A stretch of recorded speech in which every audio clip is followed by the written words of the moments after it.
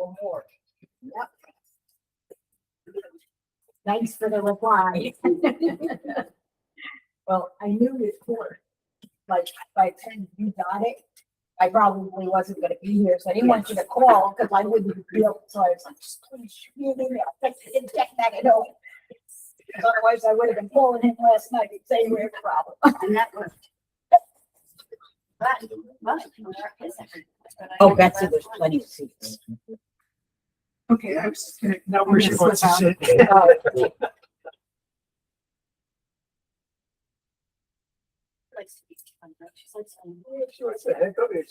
She saw my seat last night, so it's the coveted spot. Or have a chair beside it, it just takes. Thank you.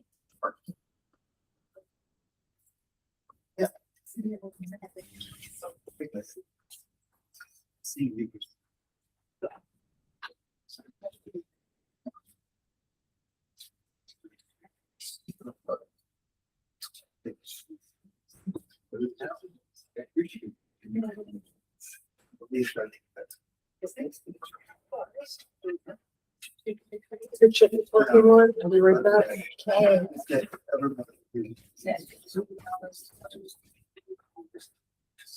Okay.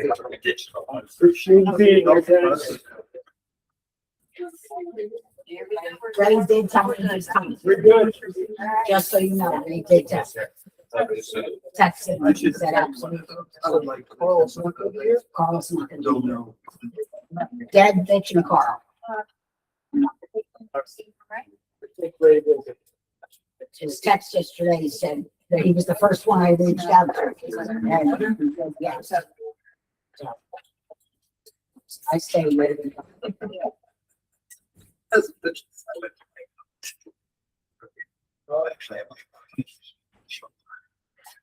Everybody, seconds here to settle in. Thank you so much. That's it. Nice meeting.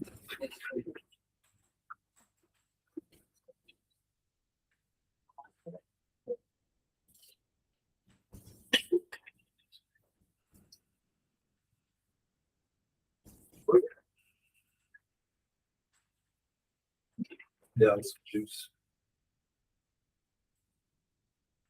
I don't have a drink for that. I just thought of that. So I expect him to be there. Okay. You ready? Thank you. Okay, everybody else ready? Here. All right. Chair calls to order the regular monthly meeting of the planning board on June 24th, 2026 at 5:04. Do I have a motion to open this meeting? Thank you, Rob. Please give a second. Janet, all those in favor say aye. Aye. The motion passes unanimously. The meeting is now brought to order. The clerk will now call the roll. Greg Tetrall. Here. Deb Cosser is absent with acknowledgement. Dennis. Okay. Janet Briggs. Here. Mitch Cohen is absent with notice. Carl Bruckner is absent with notice. Ray Palmer said he'd be here. He may show up. Raleigh Green. Here. There is a quorum. Let the record Present. show that we have 4 members present and the meeting has a quorum.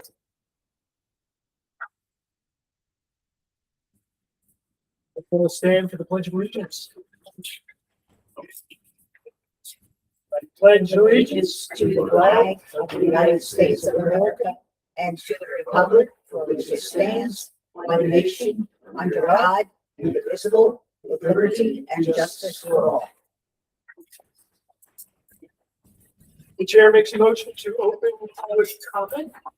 Do I have a second? Thank you, Janet. All those in favor say aye. It's unanimously. Public comment is now open. So, there's a small crowd. Please stand, state your name. This is what we're supposed to do this, but Elizabeth Schreier. Yep.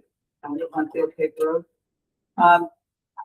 My comment is simply to ask that the draft of the minutes from May 27 relative to the Baxter proposal hearing are amended. Tim Moot's comments were omitted from the online, in the online draft.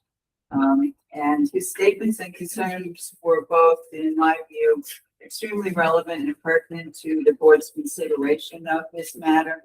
And I'm just asking that that's amended, so his comments are on. Thank you for bringing this to our attention. Any other, person would like to? Confidence typically in part of the record, that it was relevant to the particular application. So that public hearing is already closed. So really, this is the forum in which the No, I'm asking the comments that she was referring to. Yeah. Were they, part of the public hearing, yes. right, but were they in the record as part of a particular application? So it was Baxter, Right. 2501 Baxter. Right. That public hearing, there was an omission in the clerk assembled the Minutes. minutes. What I'm asking is like, are the minutes are not always every word that was said in the meeting? Would those comments have been part of the record for the application, So, not necessarily in the minutes? so we would not put something verbatim, but we would absolutely be obligated to put the fact that. Mr. Okay. Root spoke. Okay, I was just wondering if there was redundancy in that they were already recorded and somewhat, but, okay, Yep. fine. Right, so this is a matter of course in a public hearing, we have to acknowledge who spoke. I just want to get a spelling and his address. Sam, OOT, Sam. And it's 201. Thank you. Would anybody else like to speak? Yes, please stand, state your name. Ted Stoddard, 157 Quill Creek. Can you say your last name again? Stoddard, that's the young lady, yeah. Thank you. I just want to show you something. My wife, the last time I was here, I brought up about a problem, not the larger problem with the road crumbling where it's actually looks like it's gonna some point fall into the creek. But on the other side of our house, right before you, make that turn into what's the beginning of the driveway for the new houses. I just mentioned the road crumbling there, and we didn't have a chance to have one of these downloads, so I can send them to you, but I just want to show you how bad the road is crumbling there, and that's basement there, right? It's about a 45.5 foot spot where the road is totally crumbling, and you can see if we can get these things downloaded, Appreciate it. I should let everybody know that I personally walked the entire length of field tape. Okay, so you've seen that spot, man. Yes, I know exactly where you're talking about. Would anybody else like to, please stand, state your name? Don Booster, 142 Field Bay. Are we going to be able to speak again once this comes up? All right. As I mentioned earlier, before you showed up, there's going to be a second public comment at the end of the meeting. Since you just brought up that you walked the fire like the road, you want to do this here? Feelings about it? We will when we get to that application. Yes, thank you. I guess. Oh, that's all. Tim Luke, 201. I like awake at night and think of all these projects. I am in the industry. Yes. But I'm thinking of our day-to-day lives on the road relative to garbage pickup, commonplace items that occur in everybody's life, school bus, transportation. We raise two boys on the road. Only the minibus will make it to the end of the road. The big bus will be pick up at the end of Field Cape. I don't know if anybody's driven Field Cape Road or Honey Mountain Road by Gallus Hill. There's sequences of cars and whatnot, and kids at the corner. I envision something like that at the end of Field Cape, which is right in the yard of the farm. We've managed it through the years, but I just feel adding more population to this situation would exacerbate that. And then ultimately, without seeing the stormwater plan, currently there's one culvert that crosses the road that's in our property, and it's really a ditch line that runs through the woods. And my concern, without seeing it SWIP, now I know there's an erosion control plan posted, but this project warrants a SWIP, which is an entire stormwater design plan with calculations. That's in my comment. But being in the industry, DEC makes this designed to a 100-year storm. And they can say that all day long, they're designed that 100-year storm, but we can see 150, 200, 250. And my concern is we're channelizing and funneling stormwater, even though they'll claim they're doing it per design, and I've had the same arguments on our side. So I will tell you that there is a draft SWIP. There are open issues with it. And will that post it online? And we did work. So generally, we try not to post work in progress, only because it causes you to make comments on things that are not fine. Right?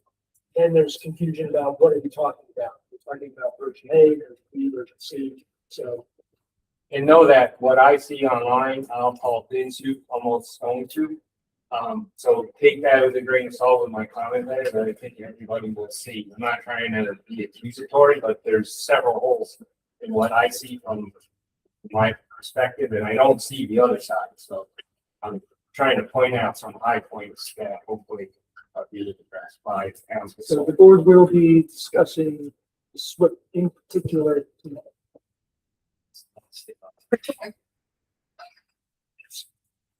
Thank you. Any other comments? Yes, please Yes. stand and state your name. My name is Lisa Smith, around Alexander Road. Hollow to Hollow. Oh, yes. Oh, okay, so, So it's- you're here for the, sellers. When we open that public hearing, Okay, so then we'll call you. Thank you very much. Any other general public comments? All right, very much, everybody. With that, make a motion to close public comment. All those in favor say aye. Aye. Public comment, it is closed. There will be a second public comment at the end. This can be yours, but this can move to sending an electronic. I'll do that. Okay. So normally the chair makes a motion at this point to approve meeting minutes. In this case, it is for May 27, 2026. As everyone heard, there's an omission from that. It needs to be amended, so we will not be considering approving those minutes. The clerk will update them appropriately for that redraft, and we will look to approve those at the next. That's the only change that you know of at the point. We are. We move to the escrow accounts. And we have 1 minute before the public, hearing for, Bella's application. So we're going to take advantage of, looking at an ongoing planning board project to get our finances squared away. So the audits for 2024, 2025, and 2026 are complete. These are the balances that were set up and all refunds have been sent. Excellent minutes. We also. This is in order. This is in order. Very good. Thank you. Thank you. All right, let's move on. And item number 1. So we are going to be doing a few things today. First is public hearing on the preliminary plat for 25-24 Bellows. So the chair makes a motion to open public hearing on the preliminary plat approval for application 25-24 Bellows SD2, which is a 2-lot subdivision of SBL 37.2-2-8.200. Do I have a second? Janet? All those in favor say aye. Motion carries unanimously. The public hearing is now open. Would anybody from the public like to speak to that application? I just have good questions. Yeah, I'm just. Please stand. I'm a neighbor. My name is Lucy. Did you get the name? I did, but what's the address? 75 Alexander Road. Thank you. Hollow, which was very It's an Hayfield district. Is that commercial? I know my property was formerly A1. And I'm wondering now, is that also? A4 is a residential district. It's residential, so restrictions based on that. It's residential. So it is not a industrial or commercial Because or I know in business the district. past, there were issues with Home occupancy is still an allowable use in the town of Berkeley, in residential district, as a commercial operation. Okay, and the second question I have is this the meeting in which you're going to go to approve the plans? This is the first I heard, but I haven't know. So we may consider it. It really depends on if the nature and findings that we take in at this public hearing. I don't have any comments. Okay. Unless they want to put a cell tower, but I know that's. Cell towers. I don't know, that coming back, only because it's not related to this particular issue.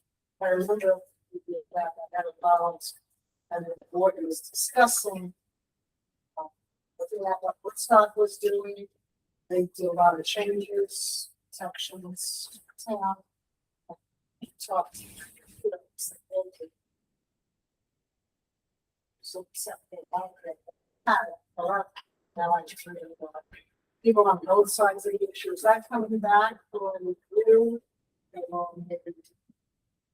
don't know, is that something that's on the table at all? So what I would recommend, so if you have specific concerns with regards to the zoning itself. No, just, write those comments down and please give them to the planning board and we will, use it as input to, future updates to the I zoning know code. the recent past was we considered it, I mean, So the only thing that's right now in terms of zoning updates with, regard to cell towers is, specific language having to do with, 5G antennas on utility poles. What's allowed? so there is some changes that make to the vote. Yes, there's one tweak. It's actually online. You can go to the town website and look for And it's the zoning update and then it's scroll through. Also, it's the- Yep. Still a question. All right, thank you very much. Would anybody else like to speak at this public hearing for the 25-24 ballot application? All right. The chair makes a motion to close the public hearing on the preliminary plat approval for application 25-24 Bellers SD2. Do I have a second? Thank you, Janet. All those in favor say aye. Motion carries unanimously. The public hearing is now closed. So, we're up. We, if you members Sue, are going back to the property application at the beginning of the year. For, simpler subdivisions that are involving no construction or land disturbance, as this is. We have the ability to accelerate the process. Okay, so now that the public hearing is over, we can consider to take a determination whether or not we want to approve the preliminary plat, and then I think consider if that's sufficient to satisfy the conditions for the plat. So we'll begin the process. The chair makes a motion to adopt planning board resolution 2026 number 8. And just so everybody knows, when this is just a motion, it's not, we're not immediately adopting a resolution in this. It's to allow the board to discuss. All right, so resolution 2026 number 8, and a notice of determination of non-significance with negative declaration for application 2524 Bellers SD2. Is there a second? Thank you, Janet. Okay, so now this is going to discuss. And first, has the board members reviewed the short EAF Part 2 and short EAF Part 3 that determined a negative declaration for the unlisted action under consideration? We'll show everybody has. Have the board members reviewed planning board resolution 2026 number 8? Everybody has reviewed it. Any discussion on it? Straightforward. Very good. So with that, amendments on the table, and everybody seems to be in favor. Uh, Chair, motion's on the table. All those in favor say aye. Aye. Motion carries unanimously. Resolution 2026, number 8 is adopted. And that moves us on to the preliminary plat. The chair makes a motion to adopt planning board resolution 2026, number 9, to approve preliminary plat for project 2524 Bellows SD2, lot subdivision. There's a second. Yeah. It's easy. All right, so, all those in favor say aye. I'll actually put back up for a moment, take a voting through, but, as the board members reviewed the resolution 2026 number 9, great. Great, so we'll reaffirm the motion, all those in favor say aye. Motion carries unanimously. Resolution 2026 number 9 is adopted.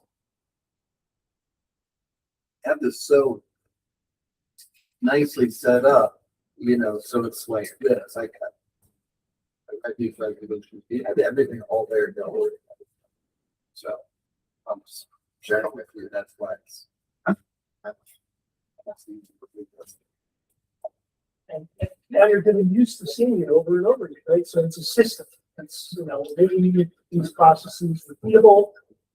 That way everyone can see what's going on, the public can see what's going on. The decisions are clear, transparent. This is what we're going to do.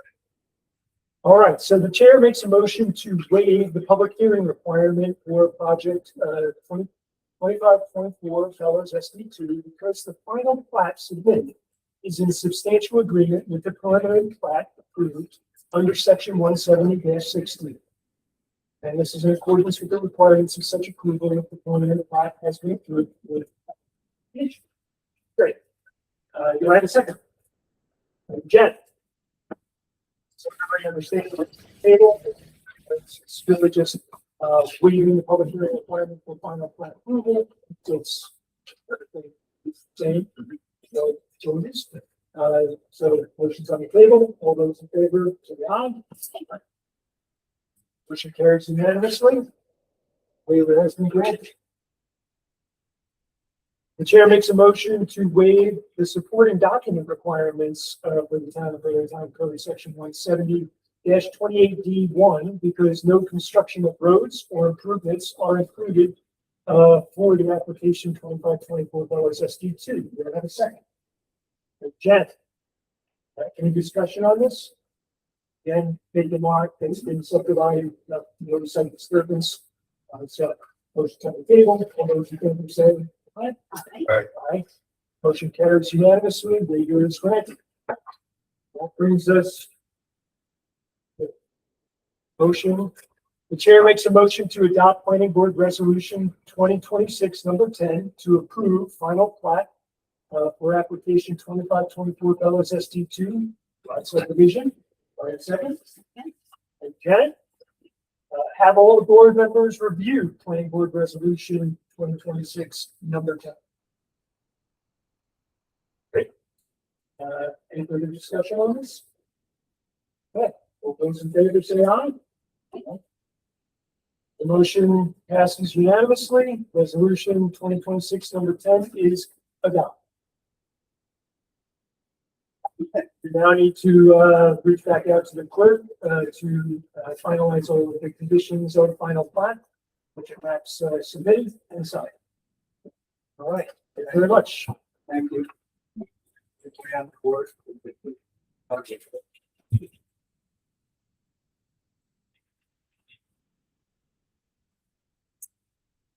Okay, moving on to agenda item number 2.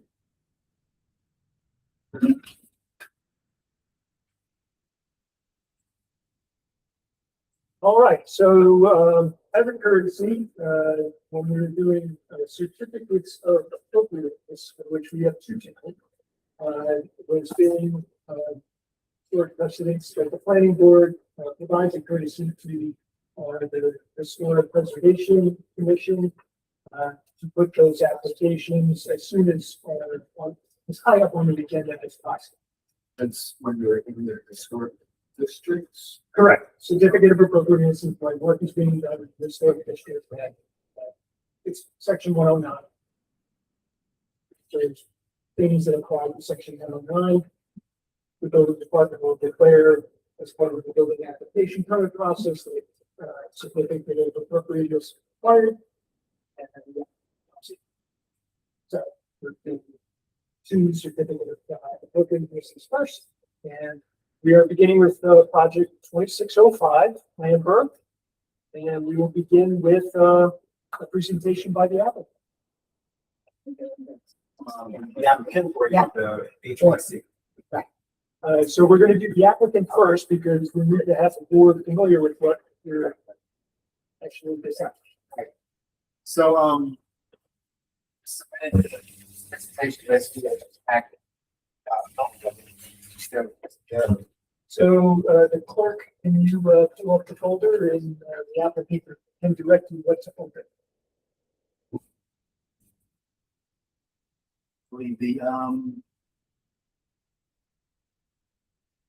Depending on what you want to see, you know, we've got the elevations in there. There's the full packet is the scroll down. I think it's called. These may have been retitled. So it's the architectural plan, so that's everything. Okay, yeah. And basically, we're just trying to expand within the same footprint that's basically there. The kitchen is going to stay the same. What is the first floor? I apologize. Can you state your name again? I'm sorry, I'm Robert Charlie Lambert. Go by Charlie on 38 Main Street. Thank you very much. Please continue. Okay, so we're the back part where the new bathroom is going to go. The footprint is the same footprint that's currently a patio now. So we're not expanding into any more earth per se. And this part you see here on the side is a porch. Hold the button down and point it at the screen. So, and this part here is the porch. This is where the garage currently sits. So the footprint doesn't change very much. If anything, it gets a little more narrow this way towards me. It's going to go, you know, because the garage is going to be gone and it jumps out more this way. So it's going to be the same footprint basically. Okay, so to restate it, you have an existing garage followed by a patio, and then those are being demolished and replaced with what's Correct. Charlie, do you think the site plan would be better? I saw it up there. That might help be better explaining. you should be able to scroll down to the rest of it. There's another file that's in the site. So they can certainly open it. Slide 6. Yeah, that's the survey.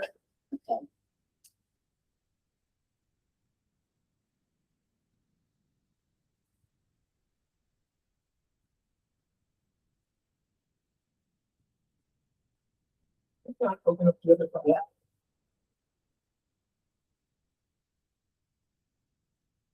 Okay. Yeah.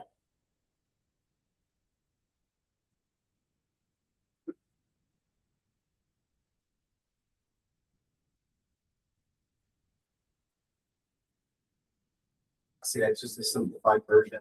Yeah. Something else that we should be looking at. I don't know what you want to see. So really, it's just walk us through what it is that you're proposing. So you're placing the patio in the garage with the All right, structure. the What is floor the plan. structure being used for? How is it Okay. being used? So the floor plan would be the good one. One of those that there was the large one, the architectural plan said it's going to have a floor plan. Yep. But so the space is going to be, our plan is to age in place. So we're not adding office space. We're not adding anything like that. We're expanding the bathroom, making it, it's currently it's just a toilet and a sink. We're making it just a shower so that, you know, should something happen, someday and we can't get up the stairs, we can have a downstairs shower. And plus, the porch is gonna be nice, and it's gonna let us enjoy that part of the yard over there. Instead of, we have no view on that side. And, the laundry room is gonna get bigger and nicer. Maybe talk a little bit about the, from Main Street itself. What can you see at this point? So, and that's where I was kind of starting with the footprint. The view from Main Street itself is going to not change much. If anything, the garage that's jutting out a little bit in towards the driveway isn't going to be there. The porch will be more in line with where the house is currently. So it'll look a little bit nicer, if anything. It will be a little bit long there on the back, as you saw in that photo. But I don't think it makes, from Main Street view, it doesn't do any harm at all.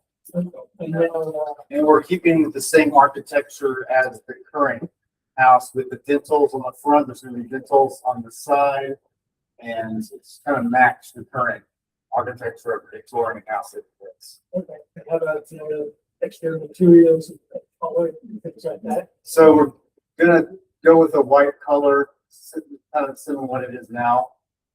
It'll be a variety of materials. If we're gonna pull up the picture, So is this in effect using the materials that are currently on the rest of the residents? Yes. As well? yes, obviously the windows are gonna be new. We're not going with the old, wooden windows. We can't even get those anymore. And it's gonna be shingles, asphalt shingles.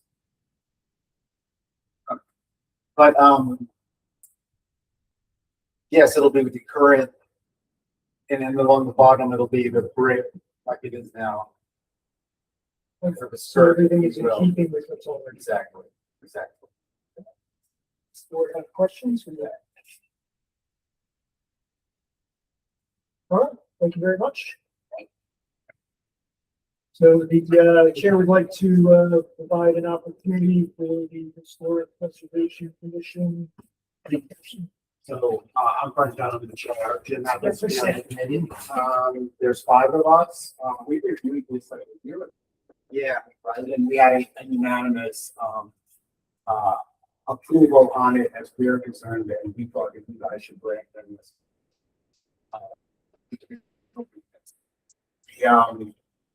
It's really it's what you, as you were indicating, what you see from Main Street. This addition is mostly out the back. You would get little glimpses of it, but the style is very much in keeping. And, we unanimously voted to ask you guys to approve that.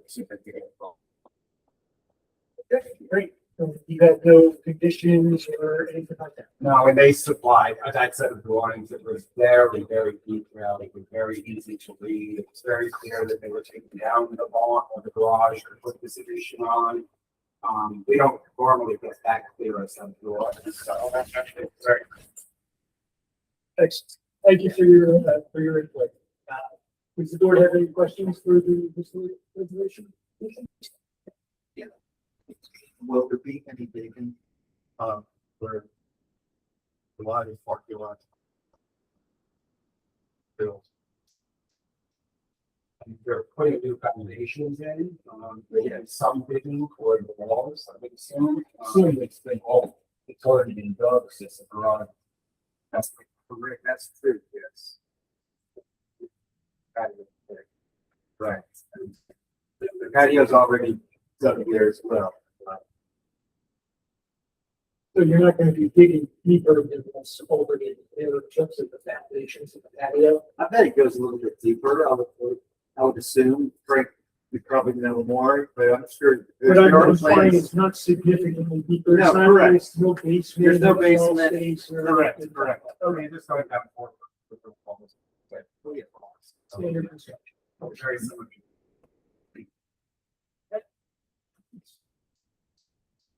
All right, so first, some, housework. Secret classification. So the chair makes a motion to classify the application 2605 Lambert as a type 2 action under seeker or 617.5C11, and not subject to further review. Do I have a second? Thank you, Janet. Any discussion? All those in favor say aye. Motion passes unanimously. So there's no requirement for site visit or public hearing for certificates of appropriateness. But if the board feels that we need more information, both of those are available. Instead of looking for consensus, is there any need that anyone can think of for requiring site visit or public hearing?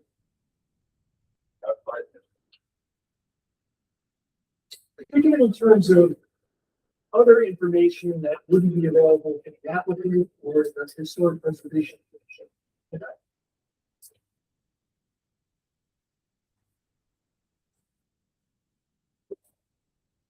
I couldn't think of anything myself.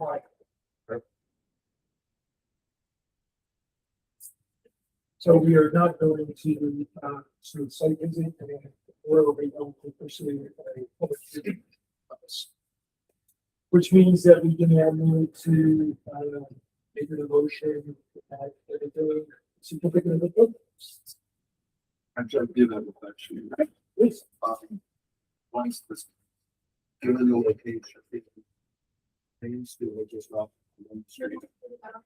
Once this, since this is high visibility area in the historic district, how long will the construction take to complete? Was there an estimate for this, or even or dragged out over long periods of time? Or I think you said 2 months. They probably will. well, if the capital demo that's going to start earlier to take down the garage and heavy. And of course, they'll have to comply with everything that the building department requires. Yeah.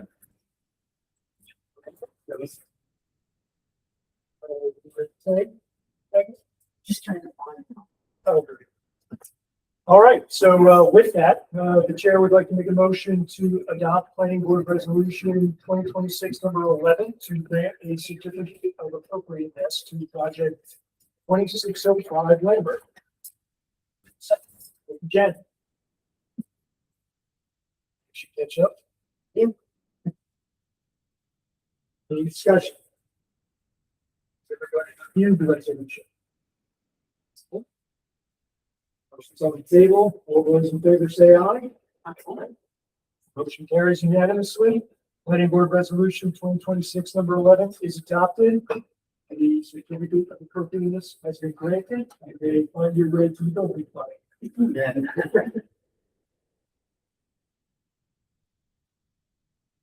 All right, moving on to agenda item number 3.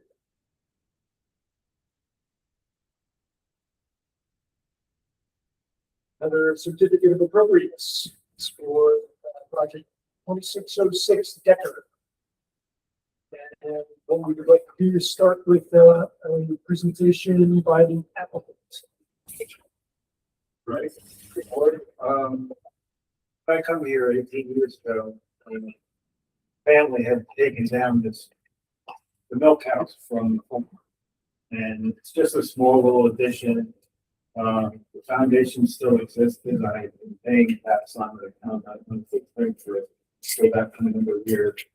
And I had kept putting the deck over the top of this foundation, 4-foot basement to pull the milk. And it became a problem. This weather and debris, and it was taxing the building in front of it.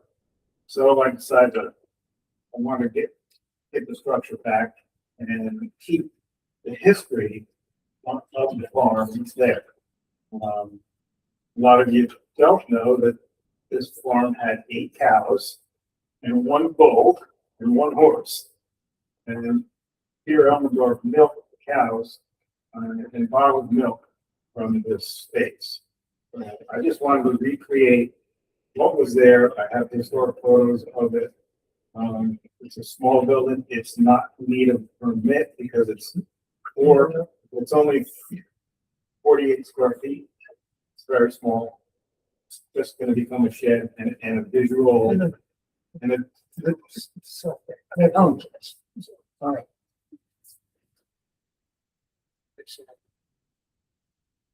Excellent. Great. So about 7 or 8 years ago, I discussed this with the building department, Glenn. And he said I didn't need a permit. So I went ahead and started this truck. So I wasn't trying to go around, being, because I have the town story. I knew I didn't need a permit. So, but now that certificate of appropriateness has changed with preservation commission, this new building inspector suggested I see it. My neighbor complained about it, but I didn't have a permit. Really, I didn't need the permit because of the size. So, but I do need to see it up. That's what we do here in the preservation world. So, there's a historic photos on the left of the project. The door is from the site. It's not the door. It's a little narrower. It's just going to become a shed. It's going to also contain the same color, the red. I also have other photos of the building. In fact, I just found another one today in my archive showing that the back wall did have a window put in it. So I'll probably put a little window, stationary window. Thank you. So first question I have is, Sure. You mentioned at the very beginning, when the original building house was demolished. Just before I came, I did see it. It was going against the building. Family felt How many it years ago? 18 years ago. 18 years. And then foundation of it has. Existed since. Yeah. Yeah. And it's a 4-foot basement Yeah. with concrete. So that was, the water infiltration there was tough. I kept putting decks on it and I kept replacing the decks. So because it was just so low to the ground, it just, something needed to be dealt with. So, yes, I didn't want to dig it out. So I would tax the building in front of it, which was the loom house. It's just the board, the nature of the question is here so that we can determine whether it's rehabilitation. Or if it would be, because the foundation is historic and been there at the time, there's a time, we insert that it's rehabilitation. The building was built sometime around 1920. That's the original milk house? Yes. Peter Elmendorf had the general store and post office there. He did bottle his milk and sold the milk there. Does the board have any questions? Yes, please. Is this visible, It's really not, from Main Street? No, it's not. Looking down towards if the you walk center? down to my driveway, you can see. Yeah, but you can't see it looking up. It sets back, and you can see it sets back on the road now. Of course, it's modern stuff. So Greg, we will still decide whether or not. Right. So we're going to go through the same. Yeah. Thank you very much. The first thing I want to bring up to the board is that, usually we see site plans and, drawings, some things like that. In these photos, we see a nearly finished structure. So clearly something has occurred out of order. Appropriateness was not granted before the construction began. Yes, actually, that does bring. That also raises question to me, Brent. Yeah. I didn't need a permit. Why? I didn't, and I've been sitting for many years on this preservation committee. And usually the preservation, yes, it gets notified by the town building department, and then we were, if we was permit, the certificate. broke. Now that's all changed. So I didn't initially need a permit for this. I understand where you're coming from. You know what I mean? Your point. Thank you. So the question is, how old is are the pictures of the new structure? How was that picture taken? Last week, Okay. when I were When was the construction start? 3 weeks ago. 3 weeks ago. Okay. So you're saying that the certificate of appropriateness rules have changed. They changed a lot further back than 3 weeks ago, correct? But yes, okay. So you just weren't aware of them. Right. So Because even though I sit on the preservation commission, the process used to come from the building department. Now it's in your hands as well. And I'm just going to clarify something. Yes, please I've stand, been- state I've your been name. chairman for, I guess, 10 years. And it's the Can you state your building, name? Frank Dodd. And it is the building inspector's decision what comes to the city. Only the building inspector. He decides. So I would say if, you know, if Jim was operating on Glenn's directive, there's many things that don't come before us, but in the building inspector, he has the authority to decide what comes to us.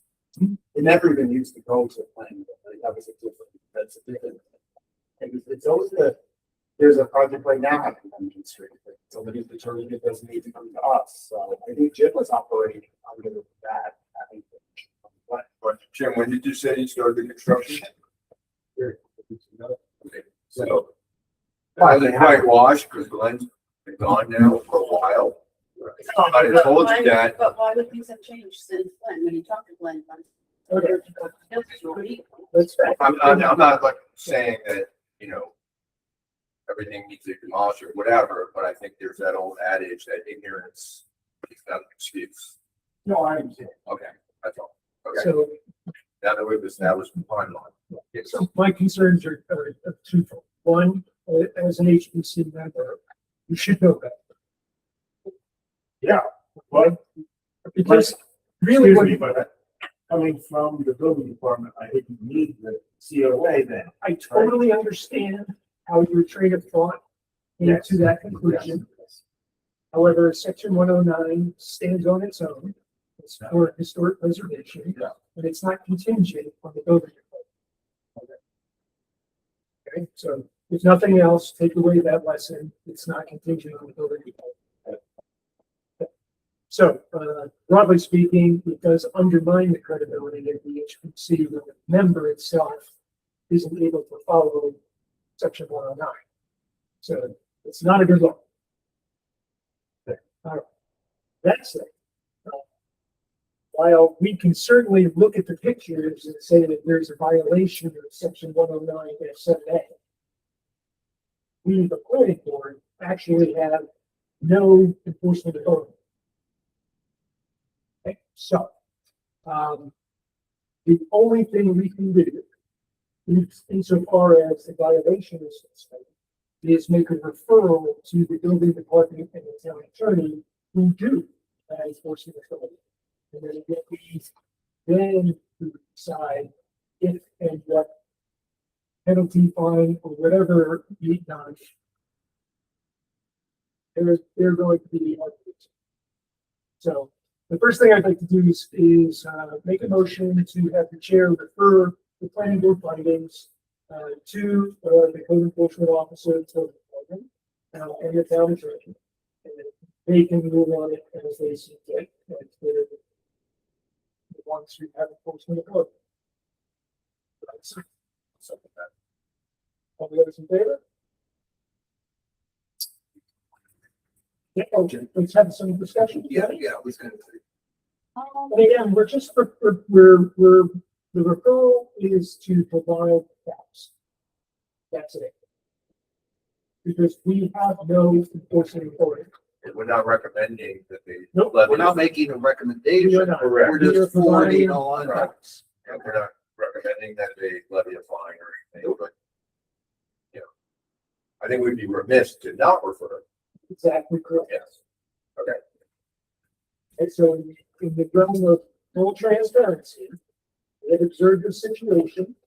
We decided to build a guy, through a referral to the planning, to the building department and the town attorney that this situation exists, and they can do it.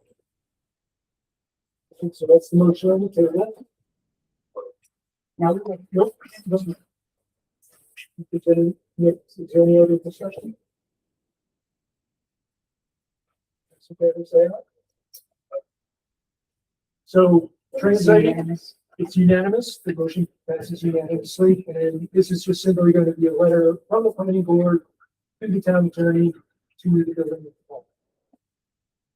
It's just a factual listing of the findings. Thanks to you. Okay, so with that, because the planning board has no enforcement authority, and to be really clear, we are not authorized to withhold a certificate of appropriateness as a penalty or in lieu of a violation. Especially if getting the certificate of appropriateness would itself cure the violation. Which obviously it did. So, and that's by design of the code. You know, it's sort of the saying that if an applicant comes in and through their actions causes a violation, and then comes to the board asking for a certificate of appropriateness in order to satisfy the violation, to clear the violation, we can't say no because you already have a violation. Make sense? So, where we, Doesn't make sense, but it makes sense. well, you know, so there's nothing in our code that says we can't accept the application itself because there's no violation. Right? There are other persons in the code that do the same, but for the same reason. Okay, so then we get to the business owners. Hearing, site visit, and so forth. The person going to do secret. So chair makes a motion to classify the application 2606 Decker as a type 2 action under seeker, part 617.5 C2, 2 being vegetation, and not subject to further review. Go ahead, so. Going. Discussion. All those in favor say aye. Motion carries unanimously.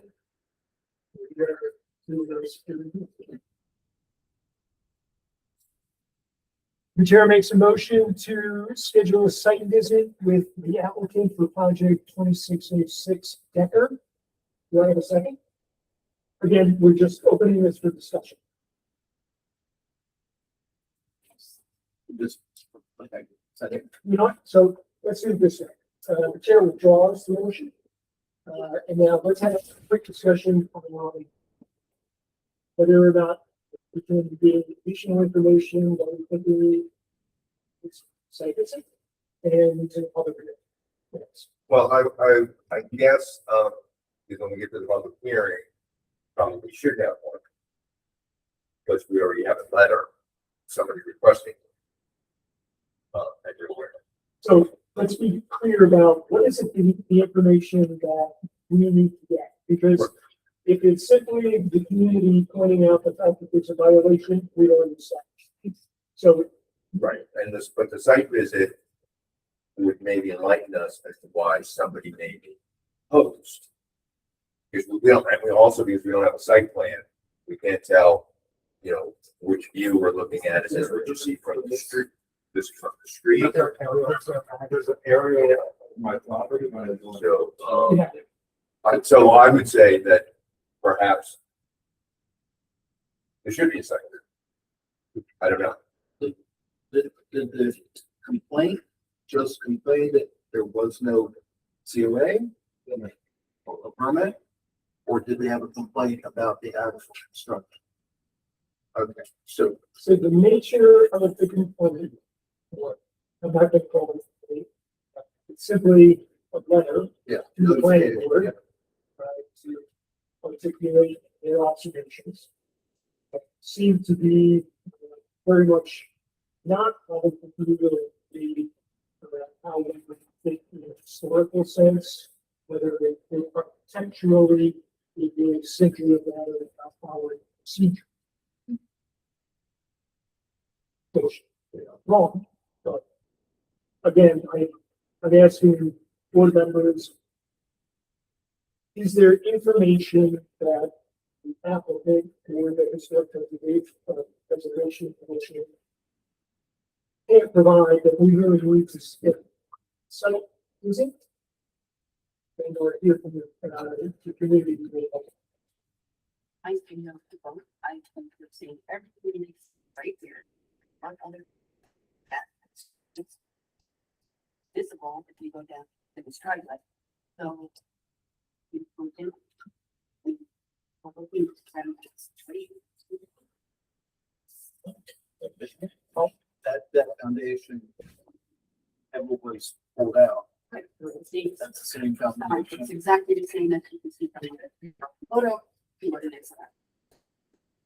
Well, can we go back to the other, the aerial view? And so that somebody can point out where this structure is. The applicant, could you please point out exactly where in this area the It's there shows the large tree there. Another one, nothing was working earlier.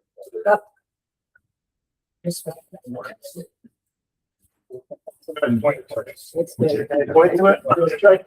Here we go, right here. Here, Jim. It's right in here. It's little, right next to the tree. That's the tree you're seeing. So it's right in that little location. Okay, so now visible from the street. No, So as you're looking at that, could you point out for the. this is the driveway, Yep, that's. and then this is the loom house, and then it sets back in about, I don't know what the dimension is, like 2 feet. So the driveway that goes along, so that's a private driveway. Yes, well, it's needed a public access. So, pedestrian only, so. I see, okay. I see. You would not see this whole structure until you're On the driveway. 100 feet down the driveway or. I think we need to be a site visit for. Because they had a full documentation, so that's why I'm trying to clarify from the other picture, just it wasn't clear. Left, here. Now I see a little bit, so I would. There's excuse me, Frank, there's another, there should be another, map of the property shows that little addition. Okay, I think Yeah, I think, I'm satisfied. I know what Dennis was after, and the aerial was exactly what he was looking for in terms of pointing out the structure. We're actually gonna keep going here. So, just to share reading the consensus is that we don't think that there is necessity for a site visit.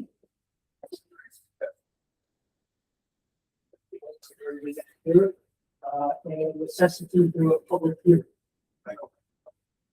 I would disagree in that, I think we pride ourselves on transparency, and so if there's neighbors or people of the community who want to be heard, I think we should be given an opportunity.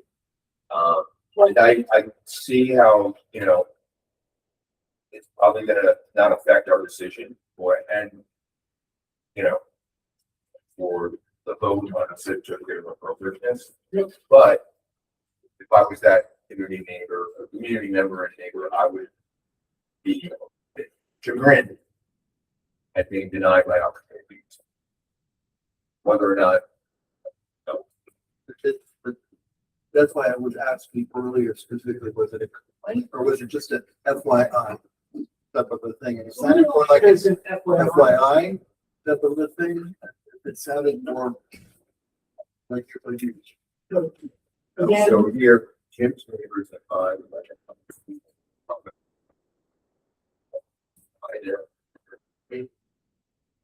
Ready for the- I don't know. Couple of points, is Sure. that, we have added that to the record. However, we received the email. So.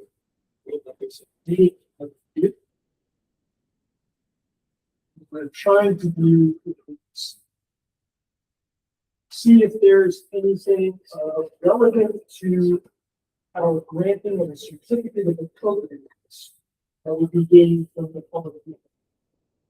Certainly, there's a concern there. We addressed it as best as we can by doing a referral to the building department and it's never changed.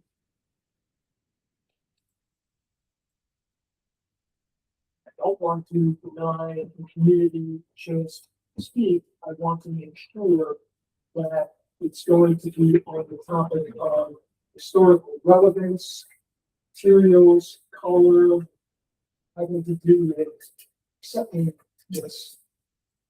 That's what they're going to grant. So I'm going. No, I do. So in one sense, we've already heard and acted on the input from the question before the board is there anything else that we think the community delegated difference? Let me ask you, this, we have a public hearing to create the next meeting, is that right? Right. And at that, after that public hearing, we can do vote. And just move that forward or whatever decision may come out of a public hearing. So it's at most a month further out before the. Yeah. Is that correct? Yeah, but it does look like if you read the danger of the letter, that, they are just concerned with the appearance, especially with the historic society member, you know, so, The other, yeah, so that, you know, that it's, you know, there's corruption and whatever, which there clearly is not, in my opinion. And, if I delay it a month, it'll only be a delay of a month, and if the neighbors wanted to come, well, could at least get an explanation of why and what they've done. If you just deny it, they're gonna just, you know, continue with this, with the idea that there's corruption and that there's no, that we're not transparent. well, so. Whether or not we should be concerned with, you know, the thoughts and ramblings of one person and or several neighbors, I don't know.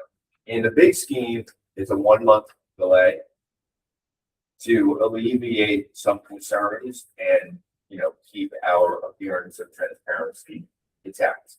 However, in terms of appearance, certainly the minutes are going to illustrate our deliberations like this. And I don't know how anyone can come away with the idea that people be harmful to the fact that the sort of violation did everything we can do. None of that's going to change in the public hearing. The public hearing is going to be very specifically about can we glean any additional information about what is being constructed? For instance, there are pictures of the, you know, the panel that's there. Well, yeah, I understand what you're saying, Greg, but I think there's also the public hearing is also just about appearance and appeasing some of our community members. Okay, we're not here to.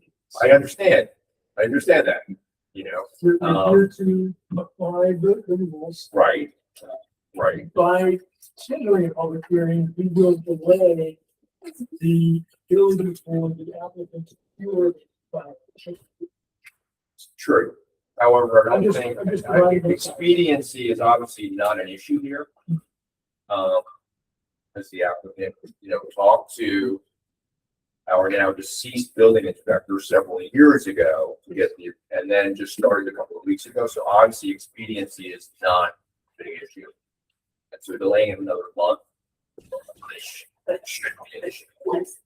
Yeah, absolutely. So going from someone who has been down that road to visit quite a few times, I would think that you would want that finished up and some bad thing, because now it's, you know, put it right by it, go back.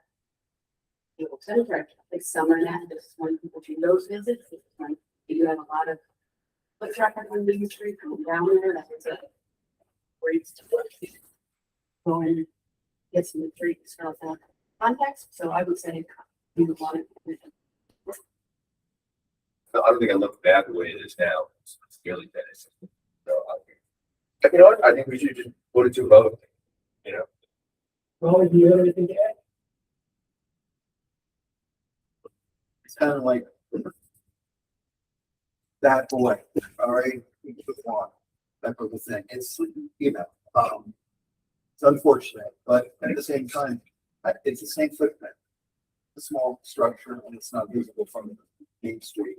I totally agree. And I the like person, what you've and the done. person who has flagged this is very sensitive, obviously, to, you know, the looks and historic natures of everything, and understandably wants everything to be very tidy and buttoned up, but it does not work like it's,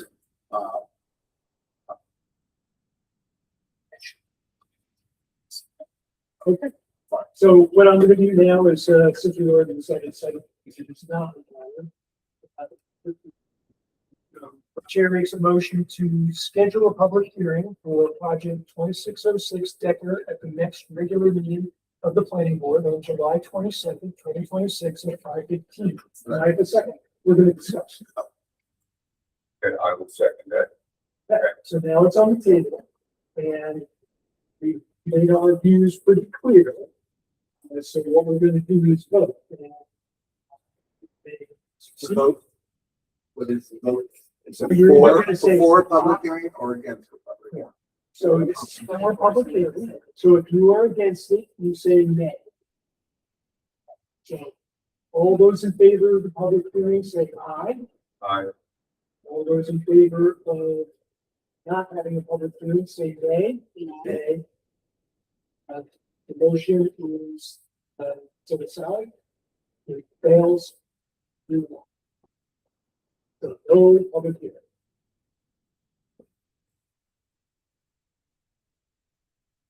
So the next order is without a site visit and without a public hearing, we have our information and we're going to that.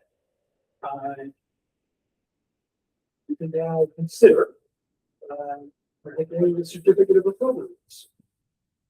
Okay, so the chair makes a motion to adopt planning board resolution 2026 number 12 to grant certificate of appropriateness for project 2026. Do I have a second?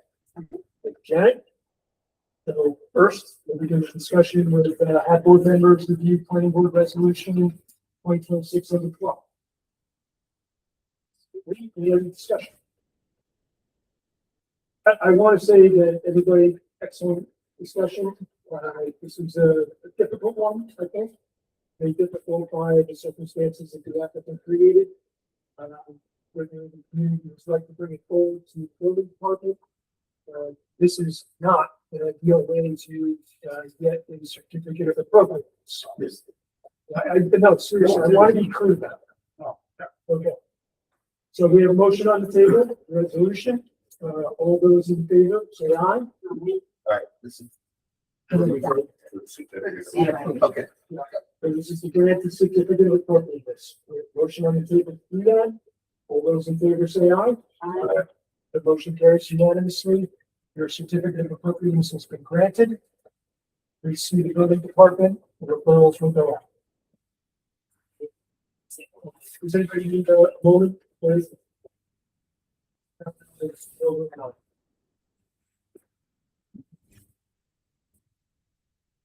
Okay.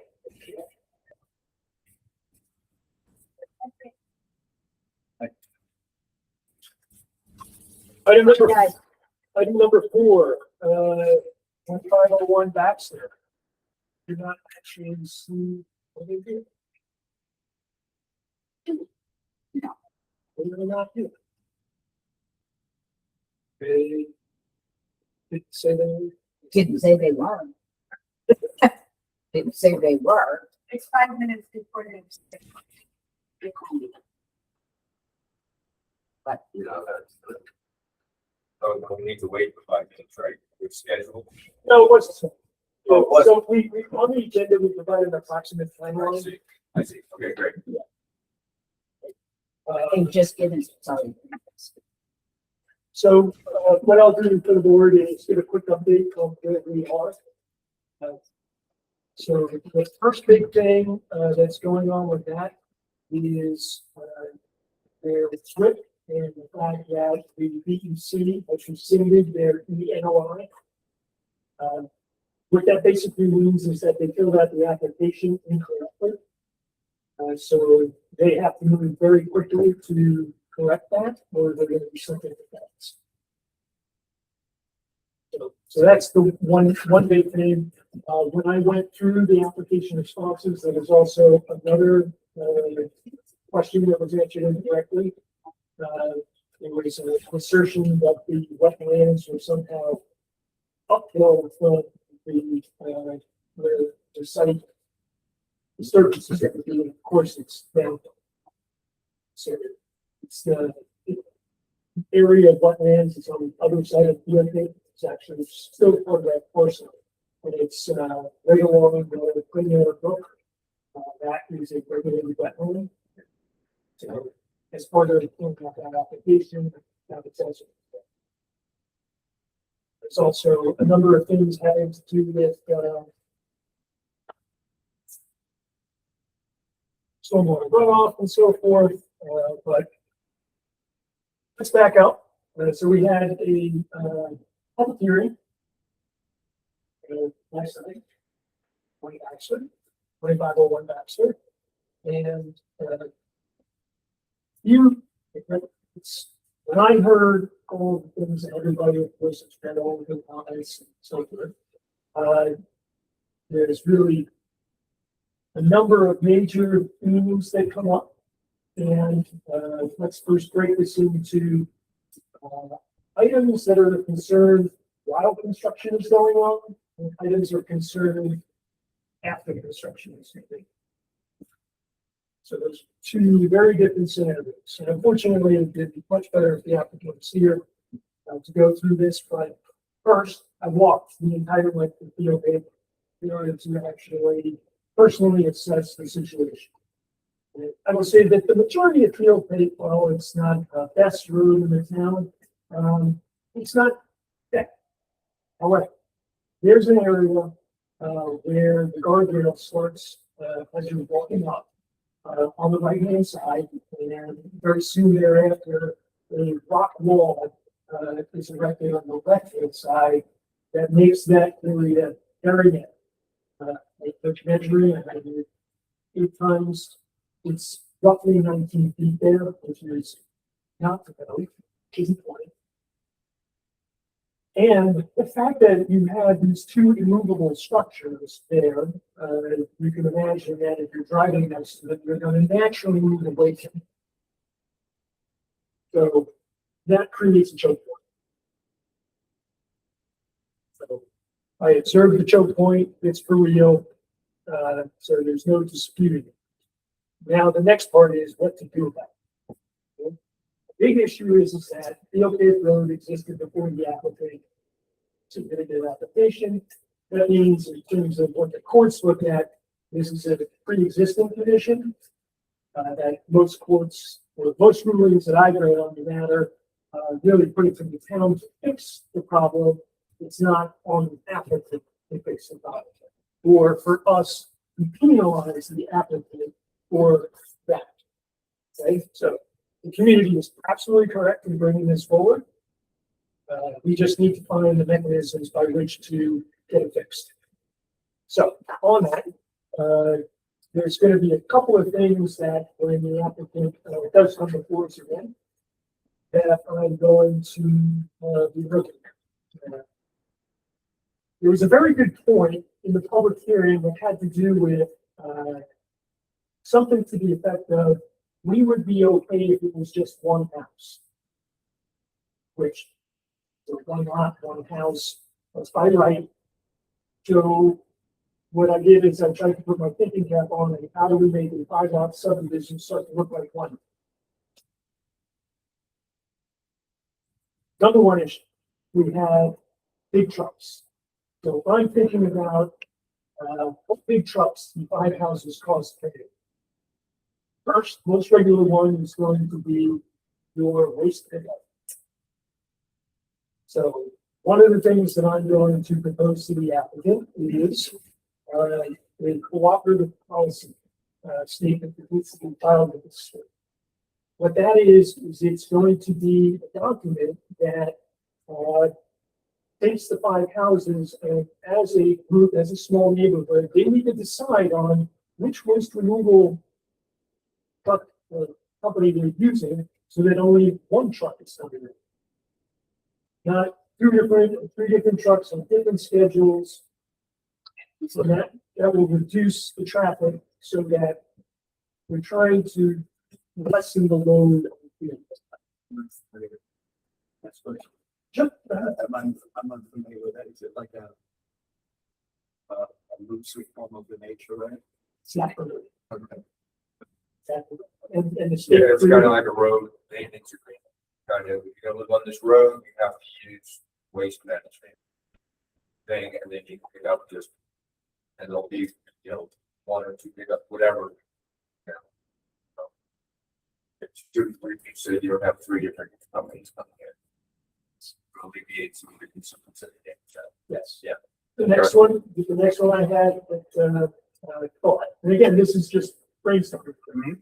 The next one is fuel trucks. Big, heavy trucks. One of the things that we can do to lessen that is by requiring upsizing of the fuel storage for the houses. So that less fuel produced need to be made. We can also require them to use the same fuel deliveries. So that has less of an impact than Yeah. just simply less delivery. Yeah, I would disagree with that one. I'm gonna vote for that one. Houses have different fuel usages and they're not as regular as a waste company, which comes typically once a week. And so you have 3 different trucks coming for fuel. They come maybe once a month or whatever, so. So I want that exact same logic, and that's where I Yeah, landed on so, the so less. upsize cold storage. New housing construction. Eminently will not even be able to install oil. So, Fossil fuels. I thought that the state has to be elected. is that true? That was part of the state climate change. I think it's through 2037. I'm saying they No, push it I back. didn't think it was actually ready yet. So there's no requirement for either propane or you can do either one, right? Yeah, so, yeah. So this is one of the things that we're considering. I had long discussions with the highway department, in terms of what could be done. The first thing I'll share with you is that, the highway department continues to actively look for grants to make repairs, to field paved, specifically around that area where the edge is taking a lot of load. So that's an ongoing project. Yeah. What would the repair rate? So the repairs involve a multi-million-dollar project to reinforce the berm that goes down so that you can, basically increase the slope from the edge of the road down. So now we have to deal with that construction. It's an option. Now we have to deal with that construction, If we were to do Correct. that, that would be the which would be case. massive. So there would Which would be be a massive. crane, yes, Correct. it would be a big project. Probably with this scope of 25, 50 trucks.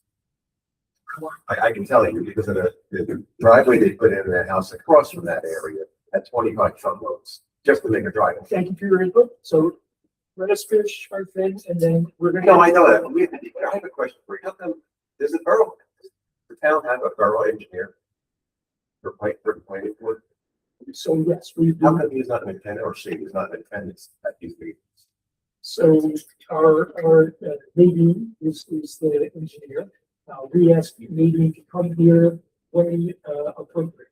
So if there is a particular subject matter that I think it's appropriate now, but okay. We do have one. we don't have, we have engaged. Because I've dealt with planning boards, I've been on planning boards. We've always had an engineer there. Because these are questions that only they can answer, and you're doing a tremendous job bringing out an engineer. Well, he is an engineer, actually. Okay, but it's not the borough. I am not the Yeah, he doesn't want to, he doesn't want to go on record with that. So, I am not. We're discussing. So we're just iterating through the issues of it. So, one of the other issues was, low power lines. Yeah, I did, take quite a few photos, and what I will say is that, the low lines are not central Hudson. They are telephone lines or spectrum. I'm not sure which they are, but there's two places that are too low. So, what the planning board is going to do is make a recommendation to the town board to get either, if they are old telephone lines that are just simply hanging there and abandoned, get them down. Or, if they're in use, to raise them up. Okay, and it really is a function of the fact that the span between the poles is pretty long. So over time, you know, the deep cool cycles are sagging out. Great. Okay, so that's another one. There's an area in that guardrail section that doesn't have a guardrail. There's an opening where I'm guessing that there was a right of way or something that they. So as I was walking up, just past the new construction that's going on right there, there's a guardrail, and then right after the Because guardrail. that needs to be the entrance to that house. Okay, so that needs to be filled. Because the way That has it's to be set, over built. it needs to have a guardrail. Because right now it's a jog that makes it, if you're coming out with it, you know, going down the hill, it's just uncomfortably easy to go through it. And into the. So that's another one that I. That's another pre-existing condition. It's So nothing to do with the construction. Yeah. The public comment, the public hearing is closed, right? We're not supposed to be hearing. No. Okay, that's fine. But Yes, they, okay. they should be saving their comments for the public comment.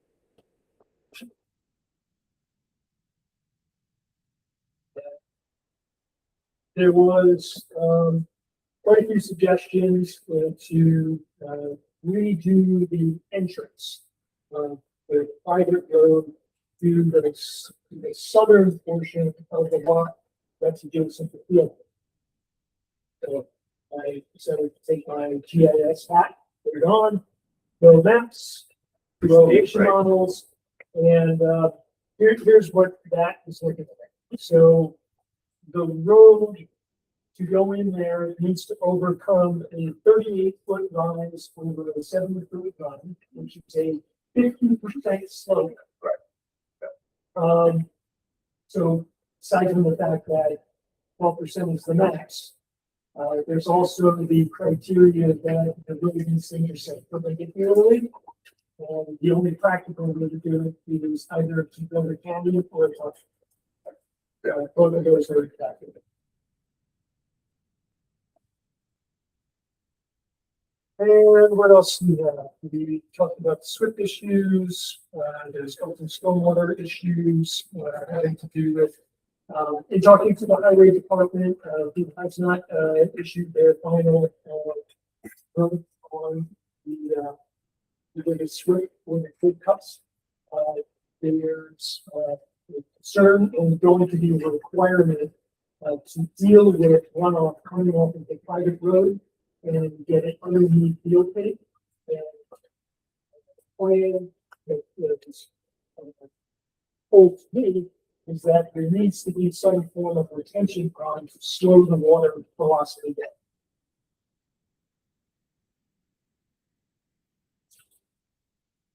There's got to be discussion between engineering, highway department and the applicant in order to come up with a suitable engineering solution to that. That's an open question. Again, I don't think they did that quite a bit too, but did you see the video of the string guy essentially? And then everybody else. So that's really the update on it. Unfortunately, we can't really move things forward without the applicant here. Any questions? You drive around. We looked at it, looked like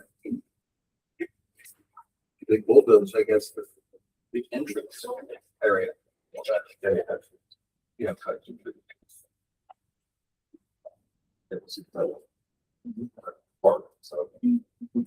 So it's a narrow ride.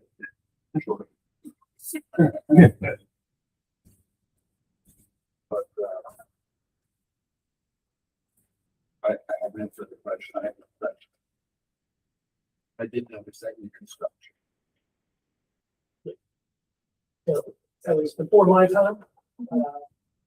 Certainly every time I look at that driveway, I think, how is that possible? Well, that's why what you just said before, that's the dangerous. Yeah. So with that, the session, we can move on to agenda item number 5. So there's no public discussion. So At the end. public discussion will happen at the end. So public hearings are slotted in between. Let's watch the full show. All right, so can the clerk please move us Yep. forward? That brings us to project 2603 Curly. All right, so the first thing is we did a site visit. I was there. So it's the highway department. So it's the building department. So we got an opportunity to basically walk the village road and walk the village driveways to the staked out locations of the houses and the septic fields. Some of the holes for where the work tests and so forth. So those pictures were in the folder. We have opportunity to see them. I will say that I did have an opportunity with the applicant to walk to the end of that. So there it's adjacent to Stone Creek, which was really beautiful area. It's a cliff that overlooks the marsh where the creek is. Something that conversation with the earth. It's really a beautiful spot. So That's not part of it is not. These are just observations when I have opportunities to see parts of the town you really will never get to see.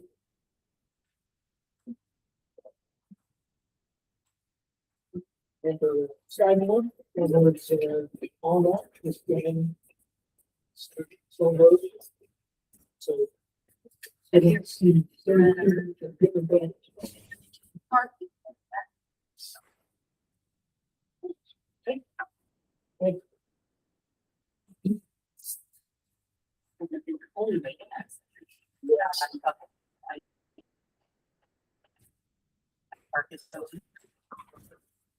So net for the site visit, the highway department is satisfied with the ability to do turnarounds and so forth. They had some recommendations for the applicant in terms of construction of the road, and we did make an observation that there's a culvert that is suddenly collapsing that needs to be addressed. So, applicant is aware of it, and they will address that. So as you're coming in, there is kind of a dip. It's wetlandish area that they basically going to turn and a culvert to cross. So it's a 50 small culvert. So. Nope. No construction. Oh. So there is a site plan with proposed construction. Two houses.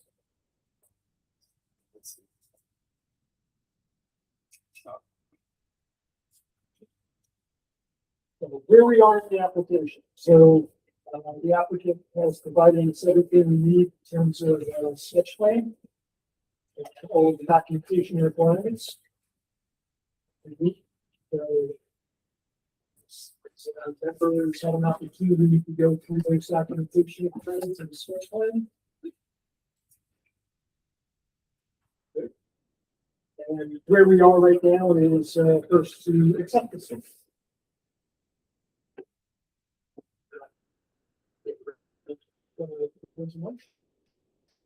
The chair makes a motion to accept sketch plan for project 2603 Curly as as meeting requirements and objectives of section 17-14. Do I have a second? Jenny? Any discussion? All those in favor say aye. Motion carries unanimously. Sketch plan has been approved. There's a lot to do in terms of getting through the we are minor subdivision, so we are actually moving straight to final plat. So there's quite a bit of materials that need to be done with that. However, the one thing we can do today, right now, is schedule the public hearing for that final plat. So the chair makes a motion to schedule a public hearing for project 2603 currently at the next regular meeting of the planning board on July 22nd, 2026 at, turns out, project is now open. So do I have a second? Janet? Discussion? All those in favor, say aye. Aye. Hearing has now been scheduled.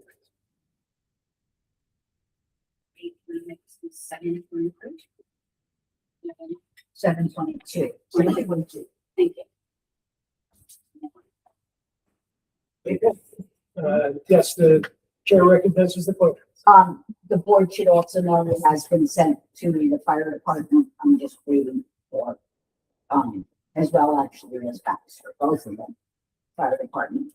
It's sent, both have been sent. So we're at the part now where public hearing has been scheduled, and now we're just waiting for that recommendation. Applicant has lots of things to do themselves. Only thing I'm going to tell the applicant is please make sure that the loose rocks that were left there or that extra curb cut, they don't get restored back to its original state. Yeah. Wonderful. I don't need to say anything more about that. Very good. And I think that's it for today. 2603 code. Yeah. Marching along, agenda item number 6.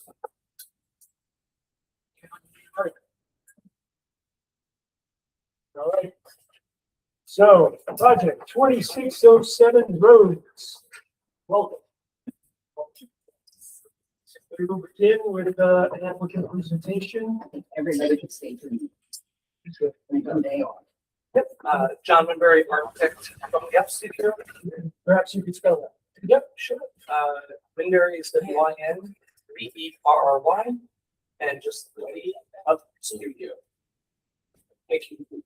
And I am Sandeep Custom of the applicants. Pleasure being here. I don't know if you need my spelling, I probably have it. Believe it or not.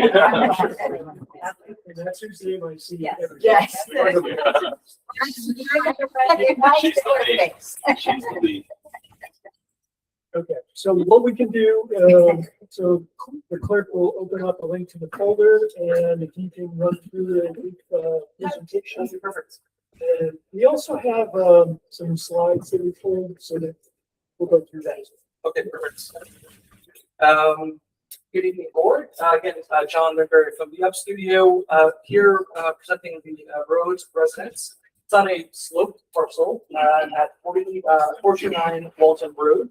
The design that we have created is responding to the site itself. Oh, great.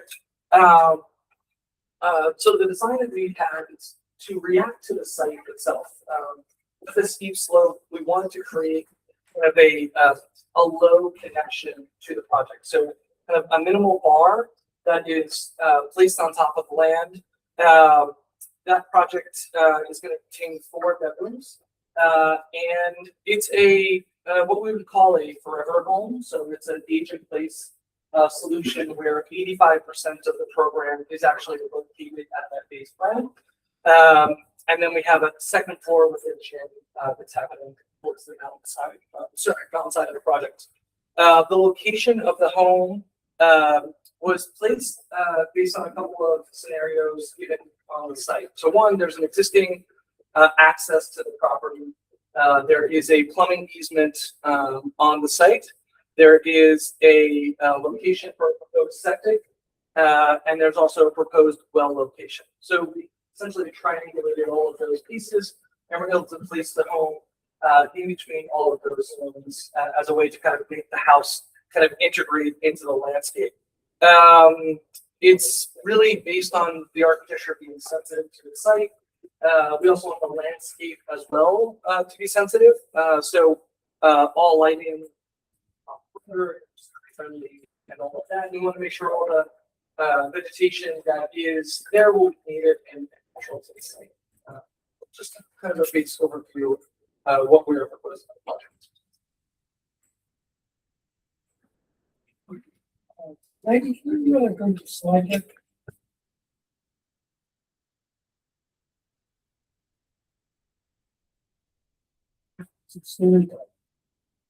So the first thing I want to do for the board is I ran our view shed model at the site, which you can see outlined in the white dots.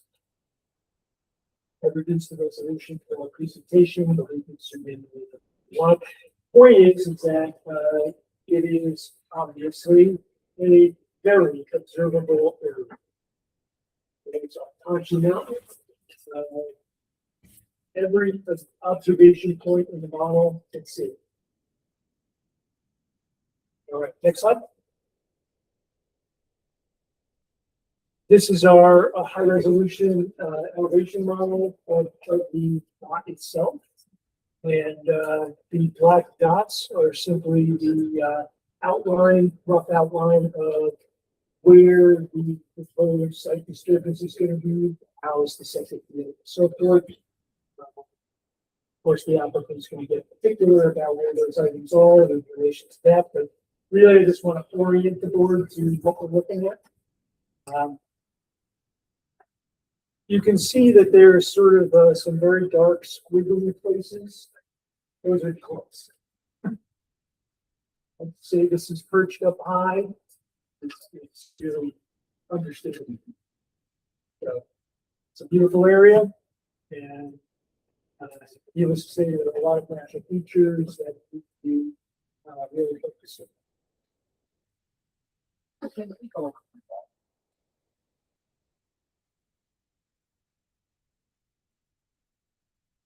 next one. So I put this up here so that the applicant can talk a little bit about features of the architecture that are designed to help mitigate the visual impacts. So just before you get started, the only thing I wanted to point out is in the applicant's package, they did a great job of actually measuring all the heights and everything. So that's in there. And you can see I sort of pulled it out, say that the structure, depending on what you want to think is the bottom, is either 24 to 35 feet. And then the width of the structure is 100 feet. And just so that we're kind of understanding the scope of what this is, the Bethune project, which everyone's familiar with, it's 150 feet. All right, so with that, please. This is one of the working pointers. Yep. I like it. Ah, perfect, great. I'll stand over here for. So, one of the main, again, key features of the particular project is to keep the low slung aspect of the home, right? So the bar scheme is allowing, again, for almost 85% of the entire house to kind of live there. What that does for us, that is this bar that you're seeing right here. And what that means from an architecture perspective and also kind of a view shed and kind of view analysis perspective, it's allowing the home to kind of gradually fall back into its landscape, right? So this contour line that's here, this contour line continues way, all the way up, right? So the idea is we don't want to kind of challenge that. We actually want to kind of let the architecture lay inside of that. So that's why this element here is devised this way. Then in order to kind of break up the scale of 100 feet, it's essentially broken into three parties. So we have our main volume that is here. This is our main gathering space. And then on either side, we have our guest bedrooms and our primary suite. And those are broken up by a relief inside the circulation of the home. What that means is, while we are seeing from kind of wall to wall, 183 feet, it's actually not going to read like that because these fins that are inside the architecture are allowing the architecture to kind of protrude out from that 180 feet, right? So in essence, the way that we're kind of articulating this is we essentially have three parties that are sitting on the cliff. And then on the back side, we have this second story volume that's happening there. Again, it's just a way to deconstruct the architecture to allow it to fall back into its landscape, which is really ultimately what we're trying to do when we're working on these kind of projects. Okay, so maybe you could talk a little bit about what you envision in terms of where the tree line is going to lie, both the front and right. So the location of the home, and on a site visit, we'll be able to get to kind of see this. There is a good portion that is already cleared. There's a pre-existing tree clearing that happened prior to the purchase of the property, right? So we'll see that's already there. The tree lining of behind the home is going to be very extensive. It is going to maintain all of that all the way back up. If you don't mind, if you're going back like 2 slides from me, that would be great. Oh, actually, this one's perfect. So what's happening, again, the home location is approximately in this zone right here. That means all of this natural vegetation that's all the way up here, it's all to remain. All of that, and that means that, again, it will allow the architecture to compress back into its landscape. On the front side, there's that those edges that you were talking about, those drops that are happening. So there actually is not a lot in front here, and then it picks back up kind of down the ridge down.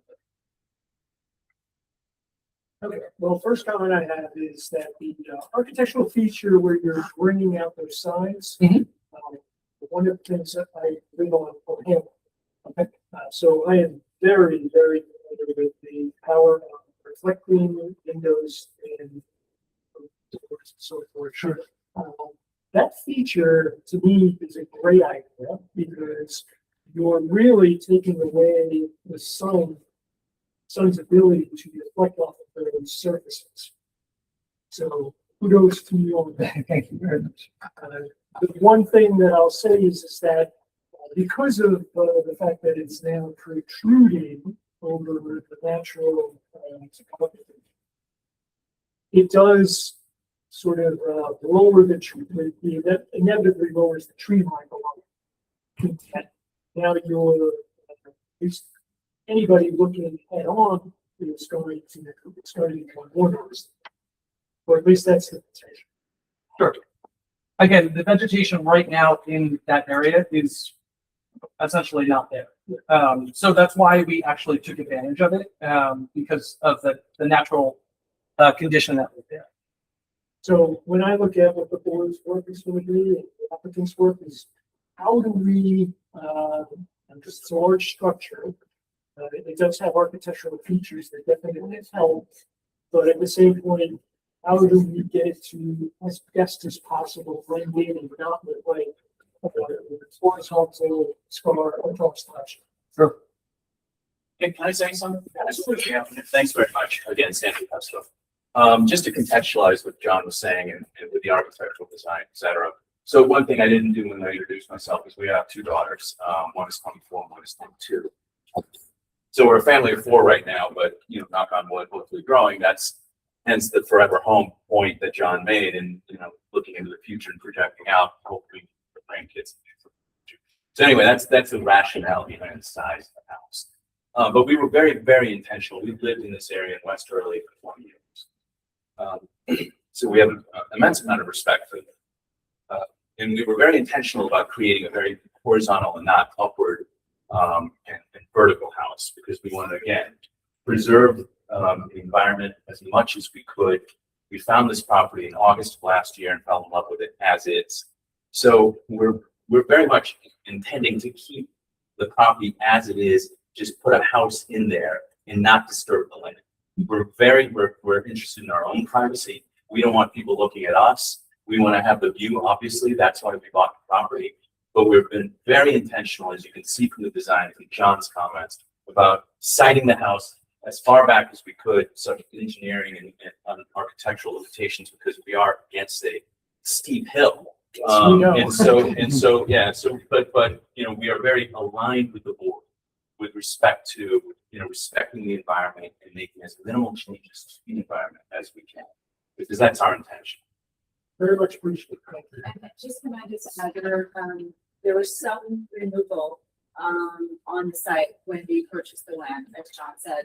We want to keep everything that we possibly can that will be in front of the structure. There are trees there and we want to keep that. So that's important to us. So obviously we need to remove trees in order to build the structure, but anything in front that provides coverage, we have no intention of taking this down.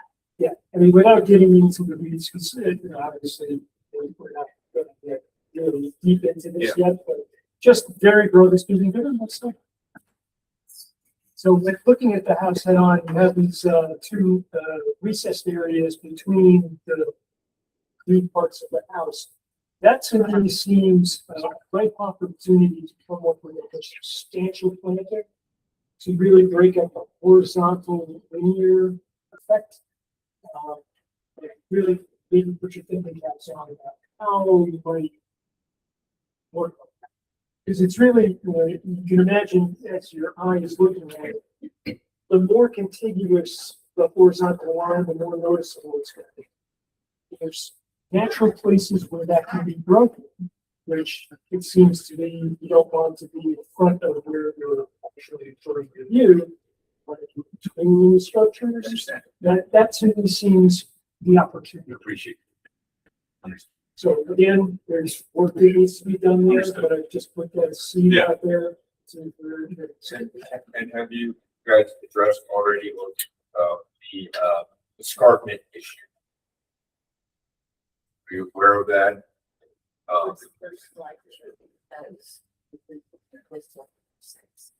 So the way our code works today is that it reads as 100-foot back, Right. or as much as practically possible. Right.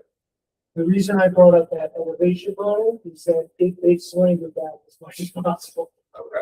Yeah. Is it technically, because I know we have, I don't know if the new code is, we suggested changes, but that's probably not.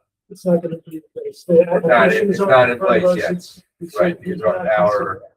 very specific as far as the grade. Yeah. So would this technically be an escarpment? So What we consider escarpment by our new code? it is, and I looked at the code as it applies, and the best that they can do is actually make the house not as deep. That would be the only thing that can be done, because unless you're going to eliminate the ability to walk behind the house altogether, Right. there's no. So There's it's no not space. technically 100 feet back from what considered starting center. Okay. These sections. Step up discussion, so, as you said, we're not just an introduction, just, obviously the questions are going to be surrounding, visibility. And you said that it's going to be visible from, you identify in that, exhibit, is that correct? Yes. And, All four seven twenty-eight. it's small, but it's half the size of a football. Wide, so you're suggesting already that they think about ways to mitigate some of that with some topiary, or you know, some plantings. Now, to be clear, so one of the observations I made about the architectural choices is that because they have almost these hoods that are coming out, that actually, The reflection, I get it that. goes a long way, you know, as soon as materials are blended into the environment, that actually mitigates a lot. I've read stories in Woodstock, people building houses and neighbors after it's built, it's freaking out because sun hits it just at a certain time and it lasts over the ridge and valley. So with that, I got that. I'm glad you brought that up. And currently there are no trees like in front of this. No, there are. That's what I was saying, there are There existing are. trees in front of Okay. The the house. length of this. Right. Oh, there are. The entire land. Okay. So as you understand, the That'll break it up. Yes, Exactly. absolutely. They're gonna do a view shed analysis where we're gonna get on much Yeah, clearer right. definitions. Okay. And again, we went horizontal because we wanted to avoid like going vertical. We have to, you can see from the map. And you- it's the you vertical access- land, it's not- You access your house through, Pitcairn Road? Well, there are The two property? entrances. Yeah, there are two entrances. There's a north entrance and a south entrance to the parking lot. And Pitcairn Road, yes, we're on. That way you gotta come That's up the Walton same- Road That's the to, same as well. Yeah. right. You come Yeah. up Walton and Yeah. then you make the left where it splits the St. Harlow. Yes. Okay, Yes. that's quite the driveway. Yeah. I've been up that road many times. Yeah. Can't wait for the winter. Yeah. It's a very well maintained private road though. Yeah. All right, so, let's talk a little bit about, you know, obviously, for Zach, but roughly what are you thinking in terms of, sort of project? How much, you know, how long is the construction gonna last? Okay. Maybe John, you're best to. Yeah, I mean, I think we're estimating 14 months of construction, once we start. Again, the site is clear. There's no demo that needs to get done, you know, to the site. That's kind of the early projections of where we are for just the construction side of it. And, how soon would you be ready? It's like some visits. If we can get the property staked, we would love to do that as soon as the board is available. And if we can get that property, we can get it done ASAP. Well, so what I would like to do is get to the next step. Yeah. Where we're talking through any mitigations that are being considered in scope one, so if there are adjustments to the stakes on, we're not having to go twice. Yep. So let's do that first. Yep. And then once, we think that we're at, then we'll go with it. Yeah. And as soon as you guys are available, our team will be. Wonderful. What is the time frame typically for? So you're gonna be on the agenda for July. Which is when I hope that we'll be able to do a more detailed analysis of view shed.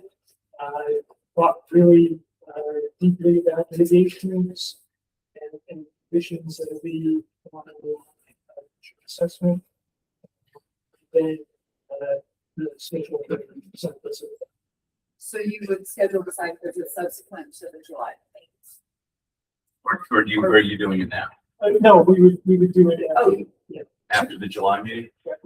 Okay.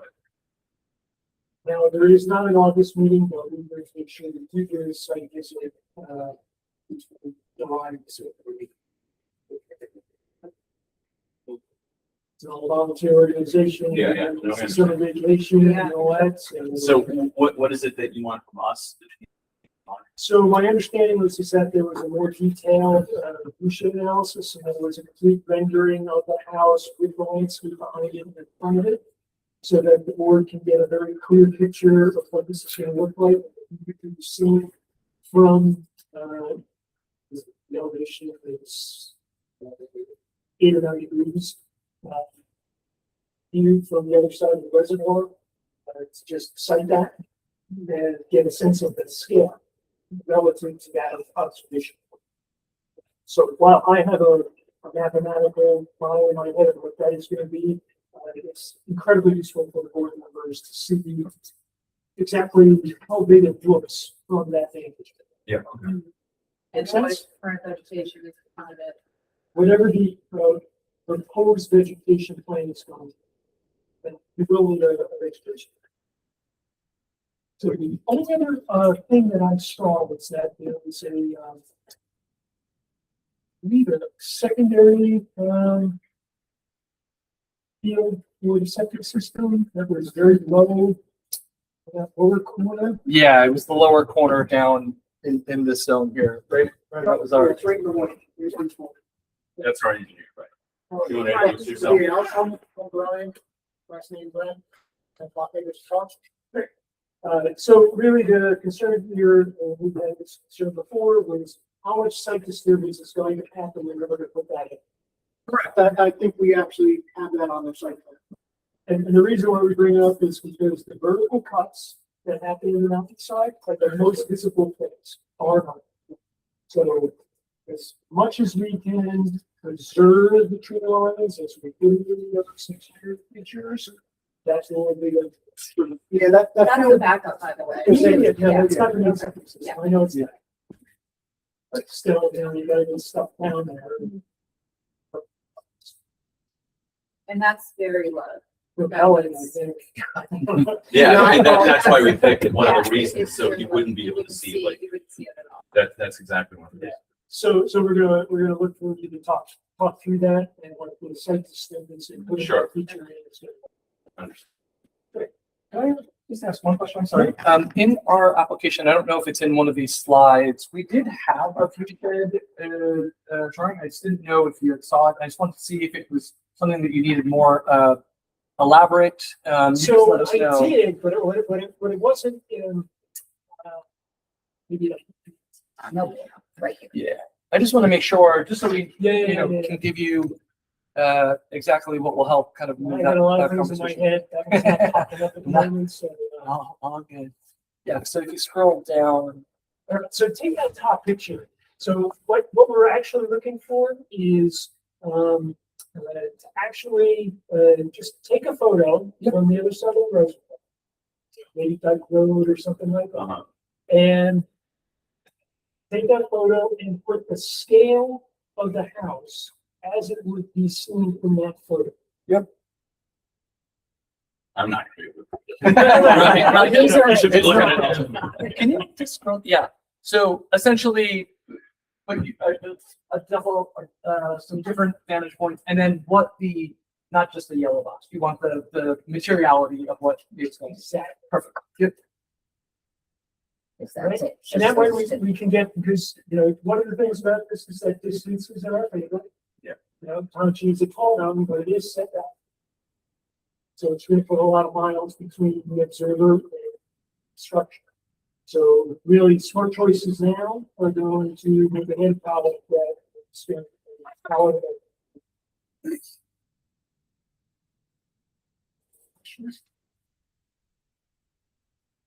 Is that conclude that next steps? Think so, John, right? Okay. Yeah. Good. Thank you very much for your presentation. All right, thanks. Thank you. Take care.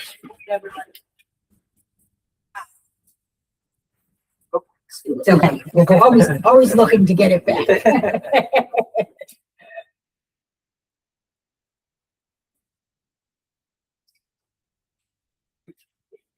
See the classification for next time on that.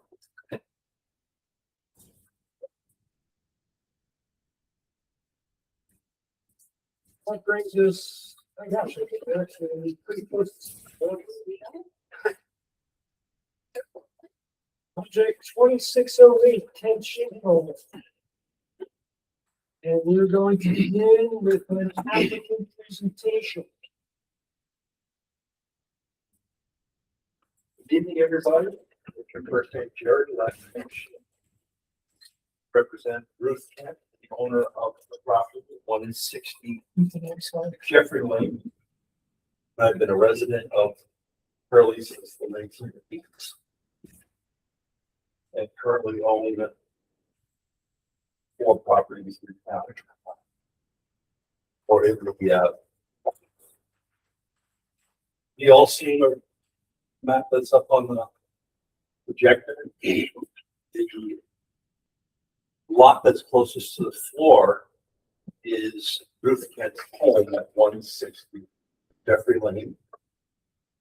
And up until the time that she bought property, this is what the actual lot looked like. There's 2 lots, each one just under a half an acre, about 4.75 on average. And what we're proposing is to put it back to this layout that it was prior to her purchasing the property. Same stakes, same lines, same measurements, everything the same as it was back when the property was sold by both family, I believe, but whoever might have been the developer.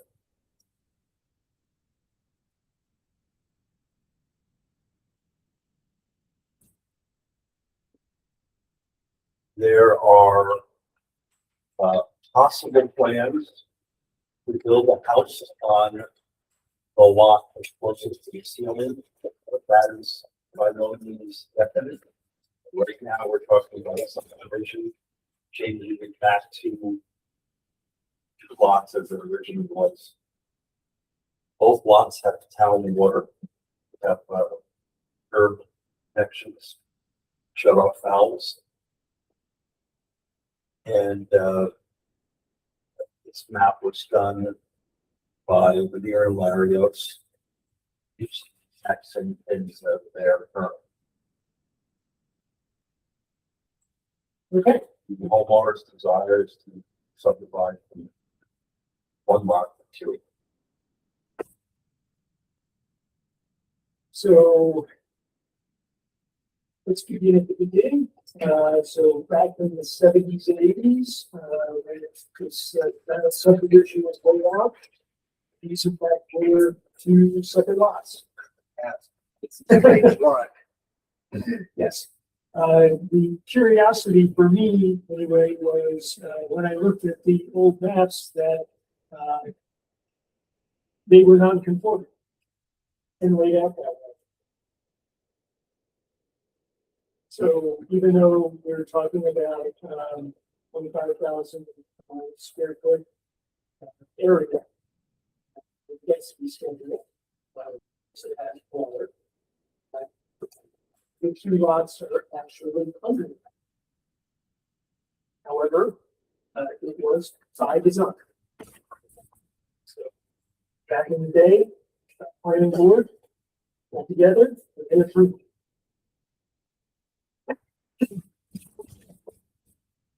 We'll get into the particulars of the vacant lot. Okay, come on to the next slide so that we can first orient ourselves. And look at, obviously, this is in Touchy Mountain. Scale is much smaller. We're talking about lines that represent 2 feet of elevation. But you can get a sense of what's happening here. That upper lot, the proposed lot, is sloped. It has a relatively flat section there where it's sort of the pink and white. And then it has a relatively steep slope down both into Jeffrey's Lane and into the neighbor's property. So you want to keep all that in mind. Get to the first that's going to make a difference is to like in sort of stormwater too. The highway department has very strong views on what's possible and what's not possible. The good news is that there is a possible. It's just not curb cut anyway. There's only a very specific area that's anyway. Can I answer the applicant a question? Sure. Is the intention to divide it so that it's sold and then built upon? intention is not to sell it, build a plan. Her intention is to sell a lot, yes, to me. Like, but I intend to keep on. No, the second, this is a lot line adjustment, right? No, this is subdivision. Subdivision, okay, right. So it's a minor subdivision. So the new lot that's created, the empty one, the intention is to sell. Yeah, Ruth tenants, right, her intention is to sell, yes. okay, So that's what the value is saying, Ken Schickle. okay. Because ultimately, this is the genesis of Wallet's. Then I'm assuming then you would build a home on. There is a good possibility I would. It's a possibility that I won't. But to your point, Dennis, because this is in a predefined residential. Right, right. community, we have to, as a planning board, assume that there will be Yeah, a a building house on on it, it, which right, means right. that as part of subdivision, we will septic, Ulster County approve the septic plan. Curb cuts will need to be defined. Just like any other community. residential community. Have to be done or determined before the subdivision. As part of subdivision. So in other words, the result will be a new lot if we decide to move forward with approval. The new proposed lot will have associated with it conditions. Those conditions being that the second fields where it's acceptable and where it works, where the curb cuts need to be, where the difference to be. Did I hear in the opening in your explanation that this was originally two lots? And then at one point, they made it There's one. a lot line elimination. Right. Okay, The previous owner had the desire to. It did so. I will tell you that we've done preliminary digs there. We've done 6 foot deep holes. And under the guidance of a licensed plumber, someone that's done hundreds of septic installations, and also a local homeowner and a contractor. And there was no bedrock hit to that 6 foot mark. Everything was digging. A preliminary perk test was done. His comment on that was excellent results. We have submitted that letter from him. We will have a copy of that. So ultimately, this is interesting, but what we will need is approval from Ulster County Board of Health. Okay. All right. So moving this along, this comes to us via the ZBA. So as I think I mentioned that the proposed lots would both be non-conforming. That they do not meet the area requirement of the density. Yeah, so this is where things for me got interesting, because the first thing that I thought to myself is, why is the ZBA dealing with section 170 subdivision? And it turns out that there is 170-22E2 as a provision in it for the ZBA to provide an area variance for non-conforming lots. And that the procedure is for the applicant to go to the ZBA first, for the ZBA to rule on that, and if they approve, then it comes before the planning board.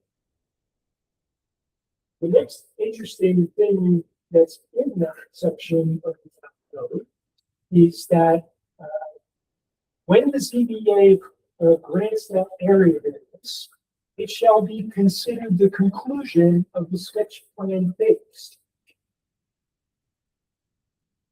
So, where are we? We have the ZBA that has issued an area variance. I will tell you as an aside, there were 2 errors in the area variance. So the clerk, the chair will be sending that back to be amended. make sure that it satisfies the non-conformance. Basically, they're 4 feet short from the window. In there, so ministerial corrections, but we can't do it. It's gonna be ministerial, so that's just a separate aside, procedural issue. But the interesting thing is that sketch plan phase for this application, having gone through the ZBA, it's complete. So, minor subdivision. But where does that leave us? That leaves us in final plat approval. That is. So we literally skip right to the end of the line. Yeah. It's written out. 170-22E. Yeah, okay. I should also add, both lots then with the large lots down that little wall get them out much longer than some of them. Yes, to confirm what you're saying, many of the lots nearby have also mounted. See that corner? Look at much house. It requires, Approximately 4 stuff. it's really close, but not half quite. acre, it's 25,000 square.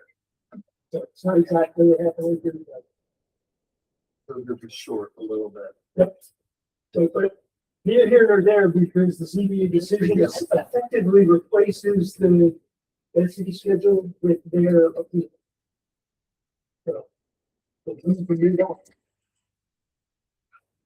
Setbacks and so forth still need to be observed when the construction is to occur.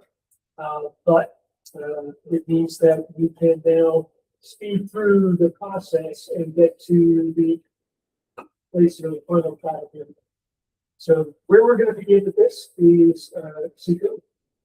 And because this is a subdivision, it's going to be so the chair makes a motion to classify application 2608 Ken Schinkel as an unlisted action under secret and declare the Hurley Planning Board's intent to be lead agency and consider a coordinated review with other involved agencies. All set. Raleigh? Any discussion on that? Straightforward. All those in favor say aye. Aye. Motion carries unanimously. Next, we need to formalize the classification of the subdivision. So the chair makes a motion to classify application 2608 Ken Schinkel as a minor subdivision for chapter 170 subdivision of land. Do I have a second? Jen. Thank you, Jen. Any discussion on? Any discussion on that? Two-lot subdivision, it's adjacent to a town road. All those in favor say aye. Aye. Motion carries unanimously. Next item is scheduling a site visit. So the clerk will work with the applicant to schedule a site visit. Do you want them staked out as part of the site? So because the applicant has indicated that no construction is currently being proposed, the answer is yes. But we do need to take a look so that we can essentially look at where the proposed, with the highway department, their recommendations in terms of their curb cuts going to be, and to get a sense of stormwater issues that we may be dealing with. Makes sense? Okay. What's that? Do you want them to at least put stakes where the line will be? So. I tell you what the stakes, so if you could stake out the setback. So in other words, where the proposed subdivision line is going to be, so stake out that. Put the line in between the two. The line between the two, and then stake out the setback. Because this is a corner, yeah, it's gonna be a corner lot. Okay. Yeah, so I'm gonna get back to you on whether this is gonna count as a corner lot or not. So you're right in between which way you could go, and it just has to do with the side lot setbacks on the one side. But basically, how far from the street setback, we just want to see where that looks, what that looks like. And what is that measurement that you're being contested? Yeah, so the clerk can give it to you, but it's in the density control schedule for, zoning. So that's, zone R2, the central water, and there'll be a value there. I think it's either 15 or 25 feet, something like that. Just to be clear, you want me to stake out the line between the two lots? Yep. And then you want me to go to the Jeffrey Lane Road and bring it in? It's essentially the four corners of, if you think of the borders of the lot, if you just measure out the setbacks from the rear, from the front, from the sides, Got it. that becomes another shape inside. We just need to see what that shape is. And I think with that, we have all the information we need.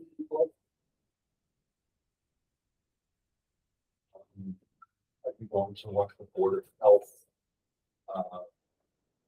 That will be a requirement. It's not applied. So you do not need to, that will need to be ready before and vote on whether or not we approve it. And it's that July, August, not August, September, July, some time frame, so I can.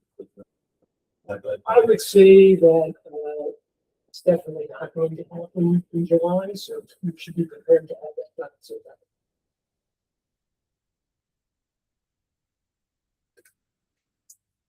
And that brings us to the other, item, the minor subdivision that's already fast forwarded to final approval.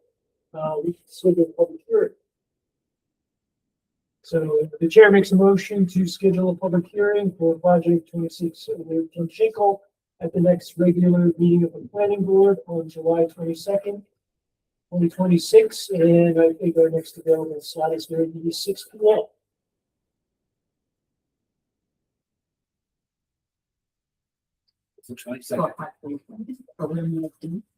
We only have one, but I want to make sure that we don't collide them. Okay. And we can fill everything. Perfect. Just making sure I didn't. Under 5, So ideally, yes. 5.50. July 22nd, 6 p.m. public hearing. No, motion's on the table. Do I have a second? Thank you, Janet. Any discussion? All those in favor say aye. All right. Motion carries unanimously. That concludes our business for today. Thank you for your time. I went 4 minutes over time. Sleep tight. Thank you. Thank you. Shoot.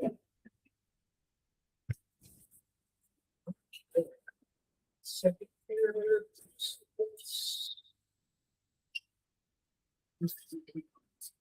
Yes, chair calls a 4-minute recess.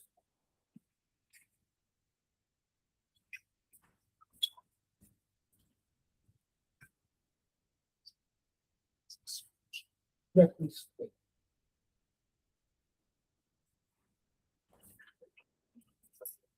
Okay.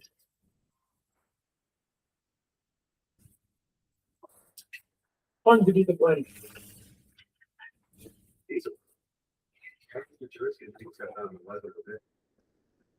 CBA still supports it, so it would just be. Years to get it. Planning board for the communication.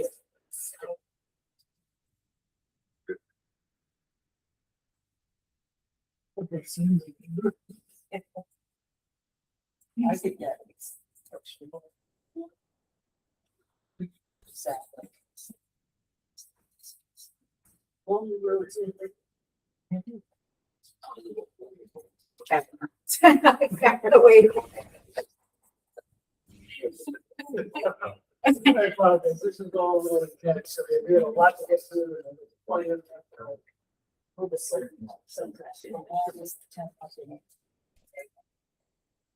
Discussions.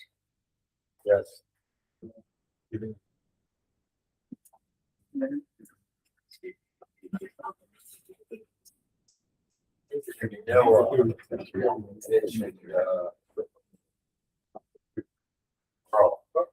have issues with that 100 yard, that 100 feet from the building. There are numbers when it comes to that. We're gonna go over it. Yeah. Oh,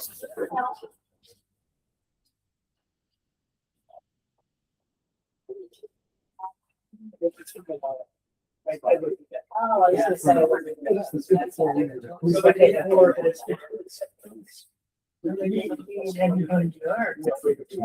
There's For what? multiple problems, so, Oh, yeah, so. Multiple. So use restrictions. Assessor, same, so that. That's I think the fact that there's trees in front of that one. Yeah. Right up here. So it's less of an issue. You start.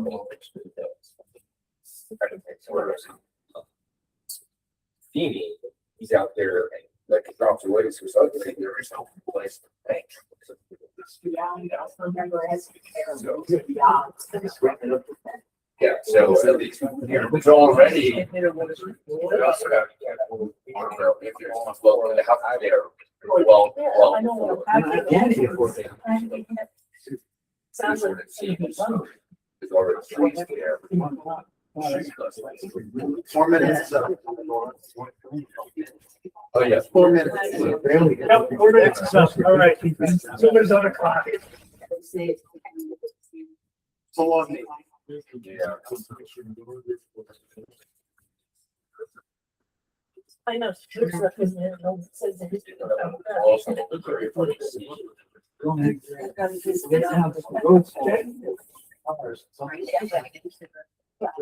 Okay, everybody, we're gonna get started. We'll be started. The chair makes a motion to open public comment number 2. Do I have a second? Thank you, Roll. All those in favor say aye. Aye. All the comment number 2 is now open. Stand, state your name. Who would you like to begin? Please. Can you try it 205 yeah, you mentioned before that the 38-foot rise there by the southern entrance, and if that would make too steep a slope, is there a function how far along it? So to go to the center of the proposed road, I've done a scale to that, you gotta check the section. 38 feet to 380 feet. So it's possible to email a little bit or shortly or excavation. I think that's a better alternative than ultimately funded project doing the other way. So I think I mentioned the requirement of having the intersection of a private road and field plate be as close to 90 degrees as possible. 90 degrees, perpendicular. Oh, yeah, yeah. Okay, so that, and it has to be set back, you know, But literally, yeah, I mean, there's just simply no, there's no opportunity to overcome the slope once you get past the 30 feet from the curb cut to make the turn. You're already 22 feet up when you you get gotta to that. dig in, you gotta remove that material. Again, you're building a tunnel or a canal. 50 years of which they can do something. That can be done. So, I'm sure that still be lost, probably some place in the valleys and hills and everything, it'll be all remain done when this is over. So, now, it turns out that right behind there, the contours of the land come together. There's a natural runoff place. So if you were to actually blast through there and create this sort of two-sided, you know, 20 or 30 feet up and then up out of there, it's going to funnel the water that was coming naturally off that part of the slope into that cut. And now you're going to have a huge stormwater problem to deal with as well. Was that water gonna go to now? But right now, it just follows the natural contours, through the land onto DOP, maybe DOP. That's what happens to it. I looked at it, I empathize with you. If the topography was more amenable, we would have already proposed this to the applicant. Okay, it's gonna be up against, defining what they have, and get up to the other way, those people will not. It is not on the applicant to repair field bank, it is on the town. Taxpayer will be required to repair the It road. is a town road owned by the town, maintained by the town, it is the town's responsibility. And the condition of the road is what it is regardless of whether this project is approved or not approved. If there was no project, that road needs repair regardless. Our job is to make sure that, as land gets used, to minimize or mitigate impacts of that as best as we can. Right now, you brought up a lot of great points. I never thought I would get an opportunity to know field page as well as I do today. We'll take with it. So when I tell you we're in it, we really are. I Really see what are. you do for a four. Kind of scrutinize the project. We are. We absolutely are. I think you've already heard about the fact that we are all over the stormwater, all over the SWIP. We know that there are issues with it. We know that there are aspects of that that need to be addressed. But one of the things I did not bring up is that in my discussions with the highway department, I brought up two possibilities. One is, can we restrict the weight limit on building? So that's one of the things, and it turns out, while it's not an unlimited restriction, right now, town roads, have an acceptable limit of 40 tons. We can restrict down to 25 tons. I don't think there are any bridges along that road, are they? But, apparently it is within the highway department's, authority to issue those orders if they see fit. So our job is to give them the base, and if the highway department agrees with it, they can reduce the tonnage allowed on fleet. That would be impactful on construction, the first phase. So in other words, what that would do is it would increase, to some extent, the costs of the truck. Because, let's say, for instance, cement trucks couldn't be full, then you could only do 3/4 more runs. So But that that's, doesn't help, that doesn't help long term for garbage trucks, fuel trucks and other. again, when I laid out this, we have the during construction, after construction. So these are the kinds of things that we're thinking about mitigating. The tonnage limit would be regardless, right? So if we really feel the field rate is in trouble, then we really should be considering reducing the tonnage limit on the field. So that we can slow down the progression of damage. So would there be, so the town would be responsible for fixing up or improving the road or traffic safety, etc. Regardless of whether there is going to be development? Yes. Correct. No, not really, because the one part of construction you said, the third house, you have to widen the road. I don't think they're gonna do that unless this project can. And that was you Honestly- stated it was a multi-million project. Yeah, now, I'm speculating as to what the cost of it is. So when I talk to people at the highway department, this has been on their list for years. They have been attempting to get grants to fund this project for a long time. So And it hasn't been. that's not happened yet. Apparently, there are two major grants that have a whole pool of projects in them. We're one of them. When our number comes up, we get funded.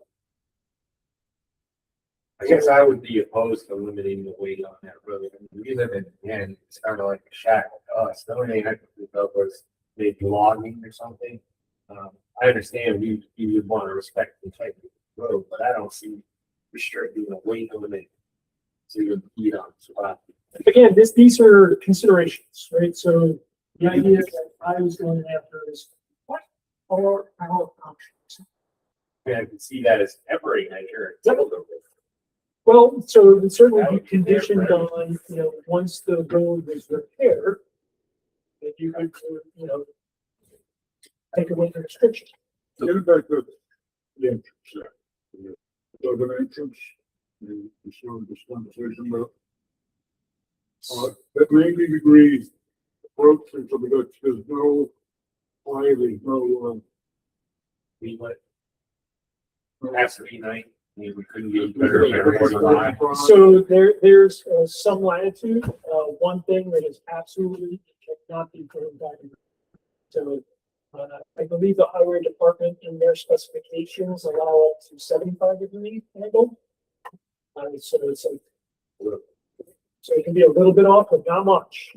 And it's safety reasons, obviously. once they get in, they can start curving, you're going to have to stay at this, how far is it? Again, like when you're standing next to the property there, I mean, it's not a, like, it goes in and comes up. I mean, it's a wall. Yeah, so And right over the top, it drops off, but it doesn't stay there. If you go on top, it drops off 10 feet. Yep. The 38 foot is actually 28 foot, I mean, you didn't. Again, to get to the top, you gotta go 38 feet It up. sounds like they just don't want to make a change. There's so many things that improve so far. Roads have been Okay, improved. so let me put this differently. If the applicant had come in as that proposal, we would have rejected it as unsafe. Okay, and creating 10% a level of slope, land, 10% slope, you can check. no, 10% we would obviously be fine with, but for that particular piece of land and the topography on it, making a curb cut on the south part of that lot is not workable. I'm just saying. And I think you're going to be getting into a lot of homes going in the other way. So, those strapping to the town people, well, mile north to the south. Where it's good to come right out. I completely understand where you're coming The from. whole area. Just they don't throw up, so, If I could see an engineer around, one day have that 10 slope. The 75. Yeah, you go the way it's in your own way. I don't know, not rocket science. That's Raymond, 156 Steel Pit. Where exactly is this sediment pond going to be located? No matter where you cross Steel Pit Road with that pipe, that come out of there, it's going to be dumped onto my property, the water. That's my one concern. And then the other concern, I understand you want to widen the road on the other end, down by the new house, by 108. That's also my property. So what are you gonna do? Just take my property and widen the road, or no, then that's a right of way, so. they don't have a right of way that wide there? Oh, okay, so these are speculative projects, there's not even anything on the books. Somebody would go in, survey it, see exactly what the town owns in terms of where the road has been dedicated. So, that creates lines, and wherever those lines are, that's where they are. If in fact, there's no opportunity, if all the downslope is on your property, then we have an answer to the question. We can't. There's also a pond. Yeah, I have a pond there, it's an artesian spring, and it's full of fish. Yeah, what So you you can have expect to is that destroy my pond. anything that is going to be proposed on field tape is not going to happen without a public hearing, without everybody here weighing in on the pros and cons of it. But we're here to see if we can help. So we're trying to do that, and brought up great concerns, and it's given us food for thought in terms of the things that we could possibly use to try and make some mitigations. We're working with the applicant to deal with the stormwater and the SWIP and all of those things. So when those plans become final, you'll have access to them. You will be able to comment on them, just as we will. All right, but, I'm also concerned about the stream height. It's very docile and low right now, but when we get 5 inches of water, the water hits the bottom of my bridge. I've seen the video. Now, well, that's not even my bridge, that's the new house. I live right on the turn by Don. Oh, yeah, you're the one. I'm the one across the bridge, you know? Yep, I saw your house. So the water hits the bridge with 5 inches of water. Anything more than that, it goes over my bridge. So by adding all this storm water to that stream, you're gonna be creating a problem for me and also Don. Well, Also, so, also that new house, like, they're gonna be in real trouble. And that, for them, I don't know why they're not here, but that's a safety issue. So is there'll be no way, if they have a fire in that house and there's a storm, again, I looked at it and all I can do is say, what we're saying is there's a lot to this. There's a lot to this. I mean, and to make it very simple, you're increasing the household amount by 50% on this road. It's a lot. It's not just a little, it's 50%. So it's pretty dramatic, you know, and you would make this statement at the beginning of the meeting that, you know, if it was one house, we'd probably be amenable. And I think, I'm only speaking for myself, I think we would be amenable to that. And, you know, that property was sold prior to this person buying it. That's was their intention of one house.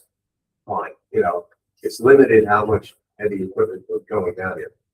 I can't imagine the amount of traffic of heavy vehicles for 5 houses, for 5 foundations, for the driveway, basically a road that they have to build is immense. It's immense. I saw what they did for that new house, just for that bill, for that stupid driveway. There was 25 loads of trucks. It was constant, just back and forth. That was one house, one driveway that's 300 feet long. This is 5 houses with how long is the driveway? Do you know how long it goes from beginning to end? so it's about 1,000 feet. Yeah, so imagine how much that's going to take. Then you have to log it because you have to cut down all the trees. You have to bring loggers in. That's really heavy. I mean, this is an incredible amount. This is not a little bit. The one house would be invasive too, but I can't stop them from building a house. They have every right to. I would never argue that. You know? And that would probably be a 1-year project or something like that, 2 years. This is going to be a disruption for many years, I think. It's a big, you know, look at that house down there, the new one. They're still not working on this for 3 years, I think, you know. Please. Suburban 1, 2, 3 field. I wasn't here in the very beginning, but you brought up widening a bend in front of Route 1, 2, 3 field because that would be extremely disruptive for daily life and children's lives. Quality of life go down. What's happening? The other concern is that Can you just elaborate? Is it the construction part of it, or is it the fact that once widened, that would be a problem? no, like I mean the construction part of it. It's having trucks back and forth, blocking, coming in, coming out. Our kids sit quiet road on your block, living on. And we don't live in New York City for a reason, we love our roads, we love our land. So my other concern is that millions of taxpayer dollars would go towards widening that, and it would, to make this private development feasible, and that, before moving forward, I'd like to know why the public should bear that cost, whether less expensive alternatives to be thought of. And then Let me address that right now. So let's separate the applicant and their project and Field Creek Road. Okay, Field Creek Road in that section is non-conforming. Okay? So the project would be to bring the road into conforming to town code. So that has nothing to do with the applicant. Right, that's something that needs to be done with Field Creek Road no matter what. Because if nothing gets done in 30 years' time, half that road is going to be in the brook. So it's not to help make this Correct. development possible. Correct. And that's why the highway department already had it on its list of projects to do. Make sense? And you have a second point that I interrupted. No, it's just that, it would impact residents. I mean, if it's not for this development, that's a separate issue when it's brought up.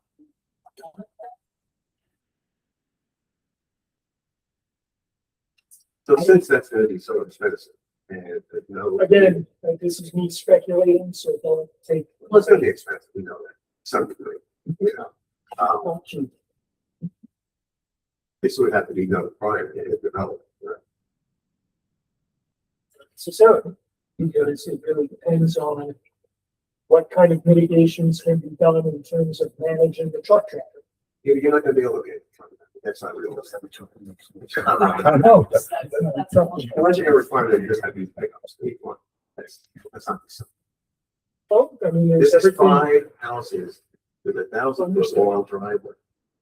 This is not one house with a 50-foot driveway, one foundation. And I imagine they're gonna be good sized houses. Otherwise. So that's not good. Sorry.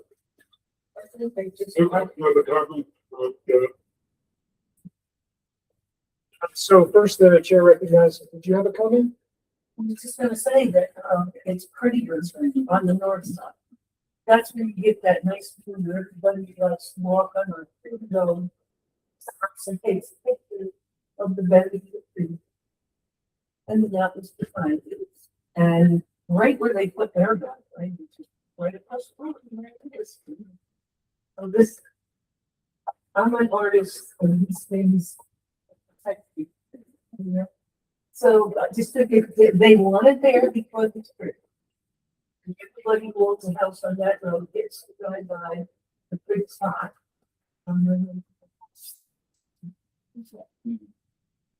Could you state your name, please? Oh, Elizabeth Stern.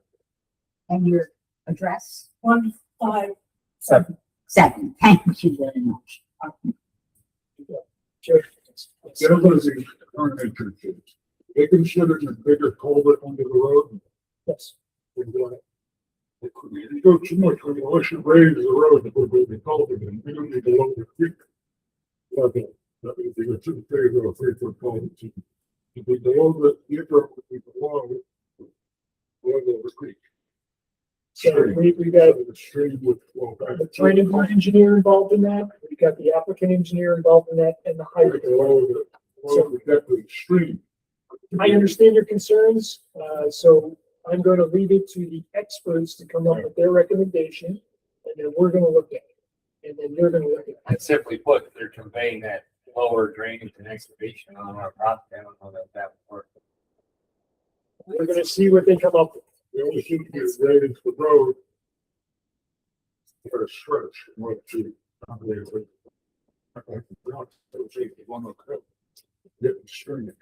Again, I would need to see the plan in order to comment. And it's in protected tracks.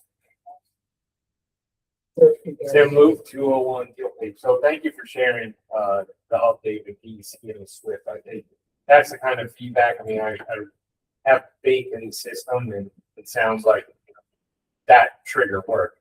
But I'm more concerned about when we talked about it last time with the health department approval and the septic systems. And it's sort of our opinion that in order for you to determine seeker on this project, you priorly need that deal. Stuff. Shouldn't be a project in seeker. It's not. I don't know, is that the motion and the intent of the board? Because your So last, you're not putting you on the spot, but your last comment was, oh, well, the health department, that's up to the health department. But yeah, it's up to the health department, but it should be up to the health department first. Then we would not make a determination about the septic systems without the. well, I mean, the entire project, you're securizing the entire project based on these plans that they've submitted. That I'll tell you right now, they're not accepted by the health. I mean, there's always Doc's point. I mean, usually there's somebody here. Here's what would happen. So if the Department of Health did not approve, then the application would stop. seeker review process would stop until either they come up with a solution or withdraw. Okay, that's fine, sure, it's Yep. the obvious. And then also to that point on archaeological, that was on the EAF, that it was a sensitive area, so as a consultant, then procured as part of your secret process, and 818 generally is paperwork, and 1B is it, so I don't know. So the first step there was the SHPO referral. So we wait for them to come back with their recommendations. Just like we do with the DEC, the wildlife, and those sort of things, and some bites and the other. So all of that gets pulled together, and very rarely do they come back and say they go, you can't. What they do is they come back and say, yes, you can, but with these conditions. And the same would go toward the groundwater, you mentioned the wells and having well tests, hydrologic study, all that should be part of the application. And your So there'll be well tests. The Department of Health needs to approve that. And I will tell you that just the geology in that area says that it's unlikely there's going to be an issue. Well, as homeowners, we need to be notified, I would think, and then also for, So what do you need to be notified of? well, generally in a valid hydrologic study, you have observational. The observational should go out within half a mile.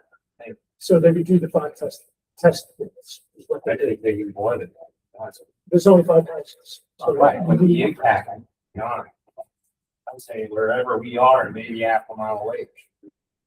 So while I understand where you're going with this, I would need to be able to justify that. And the We put geology another way, and is there soil gonna be a conditions. professional hydrogeologic study done? So we're not, peak engineering has already weighed on the hydrology of the area. Or not a hydrologic? But They have authority to say that, to weigh in on it, to say if more work needs to be done. And they've already said that more work does not need to be done after. However, the Department of Health still needs to do their work to approve water in the area. Being on Ohio Mountain, and extremely familiar with groundwater issues. If you think that you might have issues on field tape, that is nothing compared to what happens in I have an 800-foot deep bed. 1,000 feet, that goes dry. Okay, so that's a groundwater problem. We, in your area, there's being smart and managing it correctly, so we don't create a problem. For sure, we're going to be doing that. Right, but in terms of being able to cancel a project because it can't. No, I'm not suggesting that, I'm just saying, once again, making sure it's the obvious. Because I only see what's on the website. So, when the applicant finishes certain things, there'll be new upload that we can then share with everybody, because again, we don't want to do work in progress stuff to confuse everybody, including us. So that's where we're at. So what you're seeing is what is current. Yes. Again, I want to restate my concern about the Carl not having an engineer that represents the. And I think that's highly important in the upcoming weeks. Because there's been a lot of speculation, which, I understand, and like Freddie, before the work done. But again, somebody who's a certified engineer. Hey, not giving me advice. No, I know that. I'm just saying. Yeah. And again, I appreciate, what you said and all that. It should be a verb. If I was on this board, I would want the engineer to protect me from the decisions I do, because I've been there. And done it. We always have lawyers or engineers that we refer to, because when we have projects like this was, we have the risk of being sued. And you have that risk of being sued if this goes bad and you don't get proper advice from an official engineer that represents the borough, who is also covered by the borough for liability. Then a liability for something that's sitting there. We go up to set the board, we have taken that in. The town will make sure that home spaces are covered. And Right. I would think that the next meeting is very likely, depending on what the applicant is prepared to move forward with, that the engineer would be there. Are you surprised that they didn't show up? I am. Tonight was to basically talk about possible conditions. Well, that's the purpose of this meeting. Yeah, I just wanted to say, I do appreciate your presence. And thank you all for coming. I mean, so you guys are, you're really passionate about your neighborhood. I love that. We really are. I can be out in my yard gardening like a maniac for 4 hours at a time, not 1 hour. Count. We're gonna. What's the price of that because of that? I hear you. Well, it was up to the, I went up to the end. I never been to the very end. Beautiful. Someone was on a tractor mowing. It's like you. How would work without me there Saturday?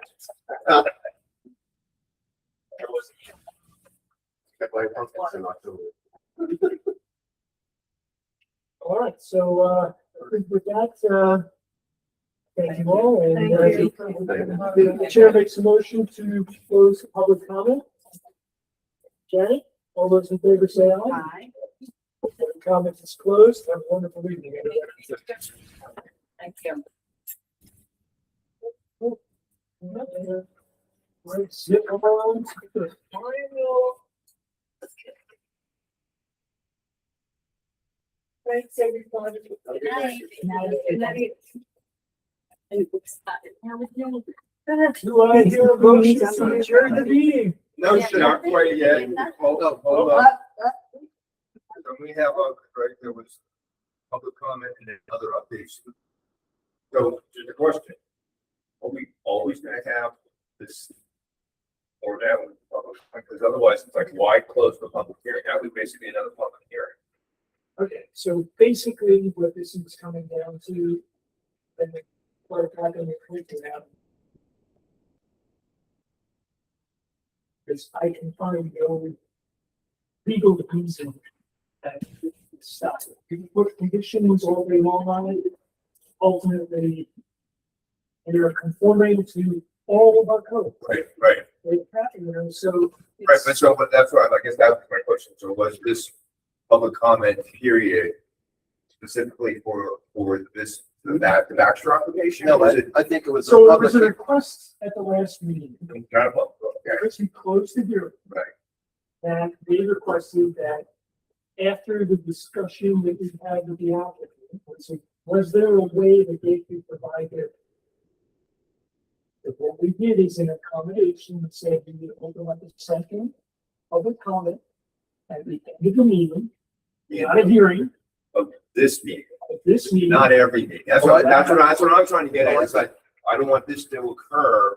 Basically, it's taking our time. It's basically another public hearing at every meeting until this application. is approved or You're disapproved. gonna say the So that's what I'm exact same trying to thing say, is every like, single. Let's nip this in the bud. This can't happen every meeting. Okay. Okay. So this was not a public hearing. No, public comments. Public comment for any project. Mhm. This could have Could been, have been. they could have, any other project could have spoken at this, at Right. very end, was that right? That is correct. But it basically, it was an accommodation for them to. Yeah, and the town board does this, so it's a precedent that the town board does where they have an opening public comment, or Right. have a public comment, So 2 minutes. all we're doing is we're providing that same accommodation. We are not doing that as a rule. And normally we only have a public comment at the beginning and not at the end. And so, yeah, if a lot of Baxter opponents show up, we have to make it clear that we have the public comment, because that's what we always do. That is 2 minutes or brief, Right, and you have there's to hold no, them to the 2 minutes, you have to yeah, keep that going, and you can say yes. that's all. Stated That's that the before, you point I stated was that trying to before. make, was like, yes.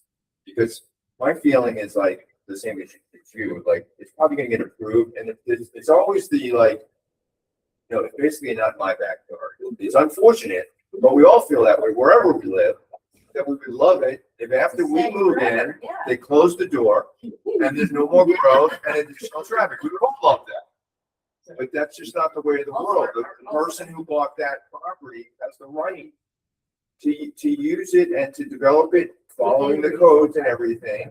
It's unfortunate. And if all of you people on field day really felt strongly, you should have pitched in and purchased that property to prevent it. I don't want to say that to them No, because I but don't want to that get is, lynched. but that is the thing. But that really is, That like, is the if only you love remedy. your road and you want to preserve it, So Whatever. the other observation I made about it is that this was a treaty.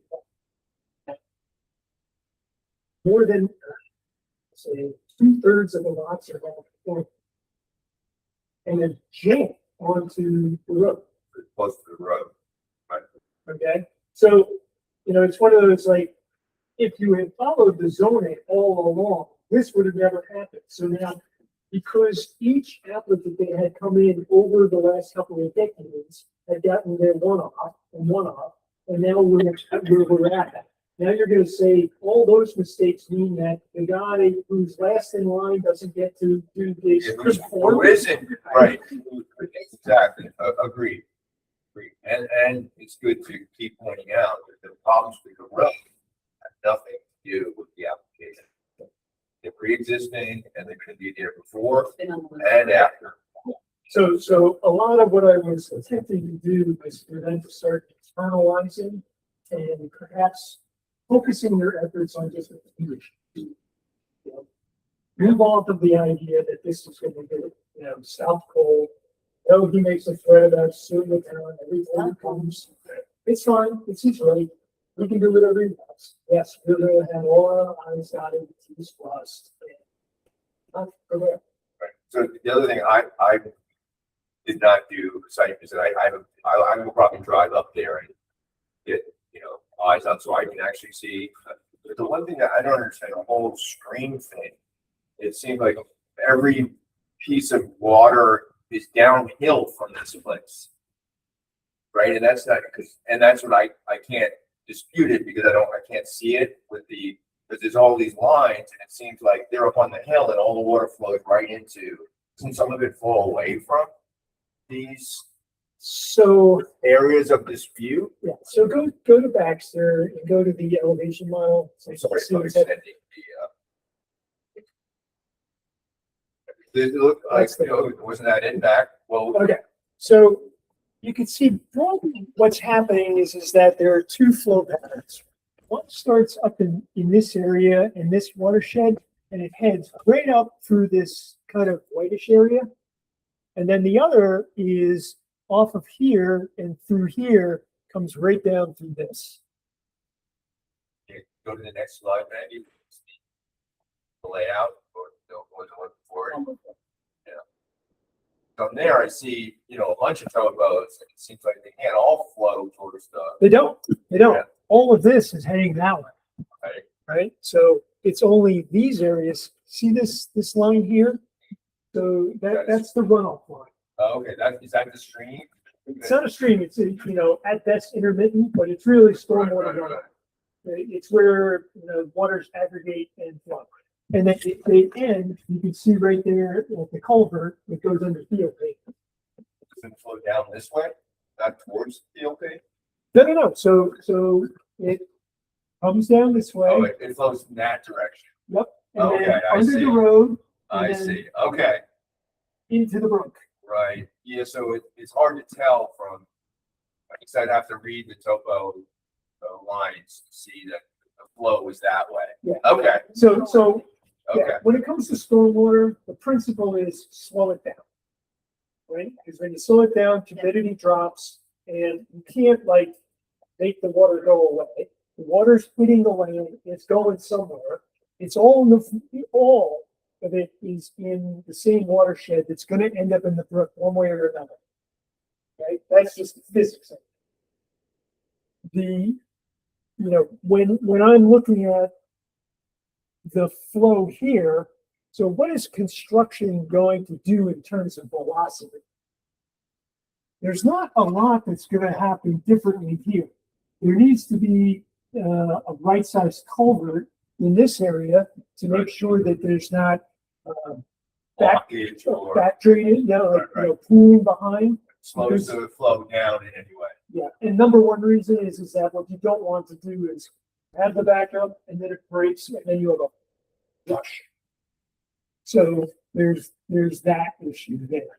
So, the bigger thing that I'm concerned about is the road is running perpendicular to the elevation lines. Right, so the flow comes So, across the road. yeah, because obviously roads have a curve to them. They're naturally going to move water into, down the side of the road. So first, we need to make sure that the applicant is actively moving water out off of that so that it's being distributed evenly out this way, laterally. But no matter what, you're never going to get around the fact that coming down the road, there's going to be a certain amount of runoff that's going to be right there where the curb cut is. And you need to be able to manage that. Okay, and what not managing it is digging a hole and letting it fill up. That's not managing. So they need to actively manage it. My inclination is that if there's enough runoff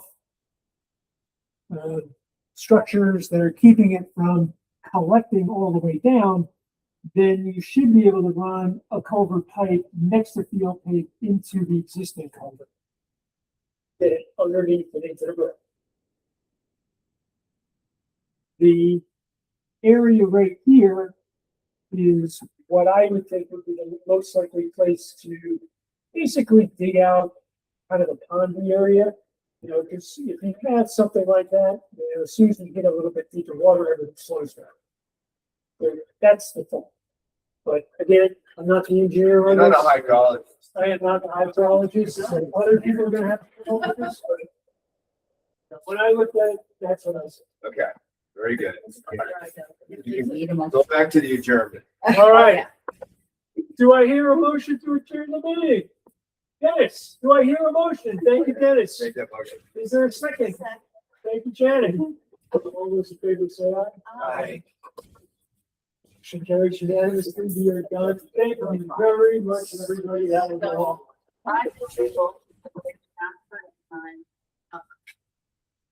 Statement is for financial support. Oh, okay, you want to give it to me? I'll let But I it to now. Okay, it's not. I can't. That's okay. I would rather have it than, yeah. I didn't have mine notarized. I just wanted to tomorrow. Right. I didn't. Right, I'll put the date on it then. Yep, and then put it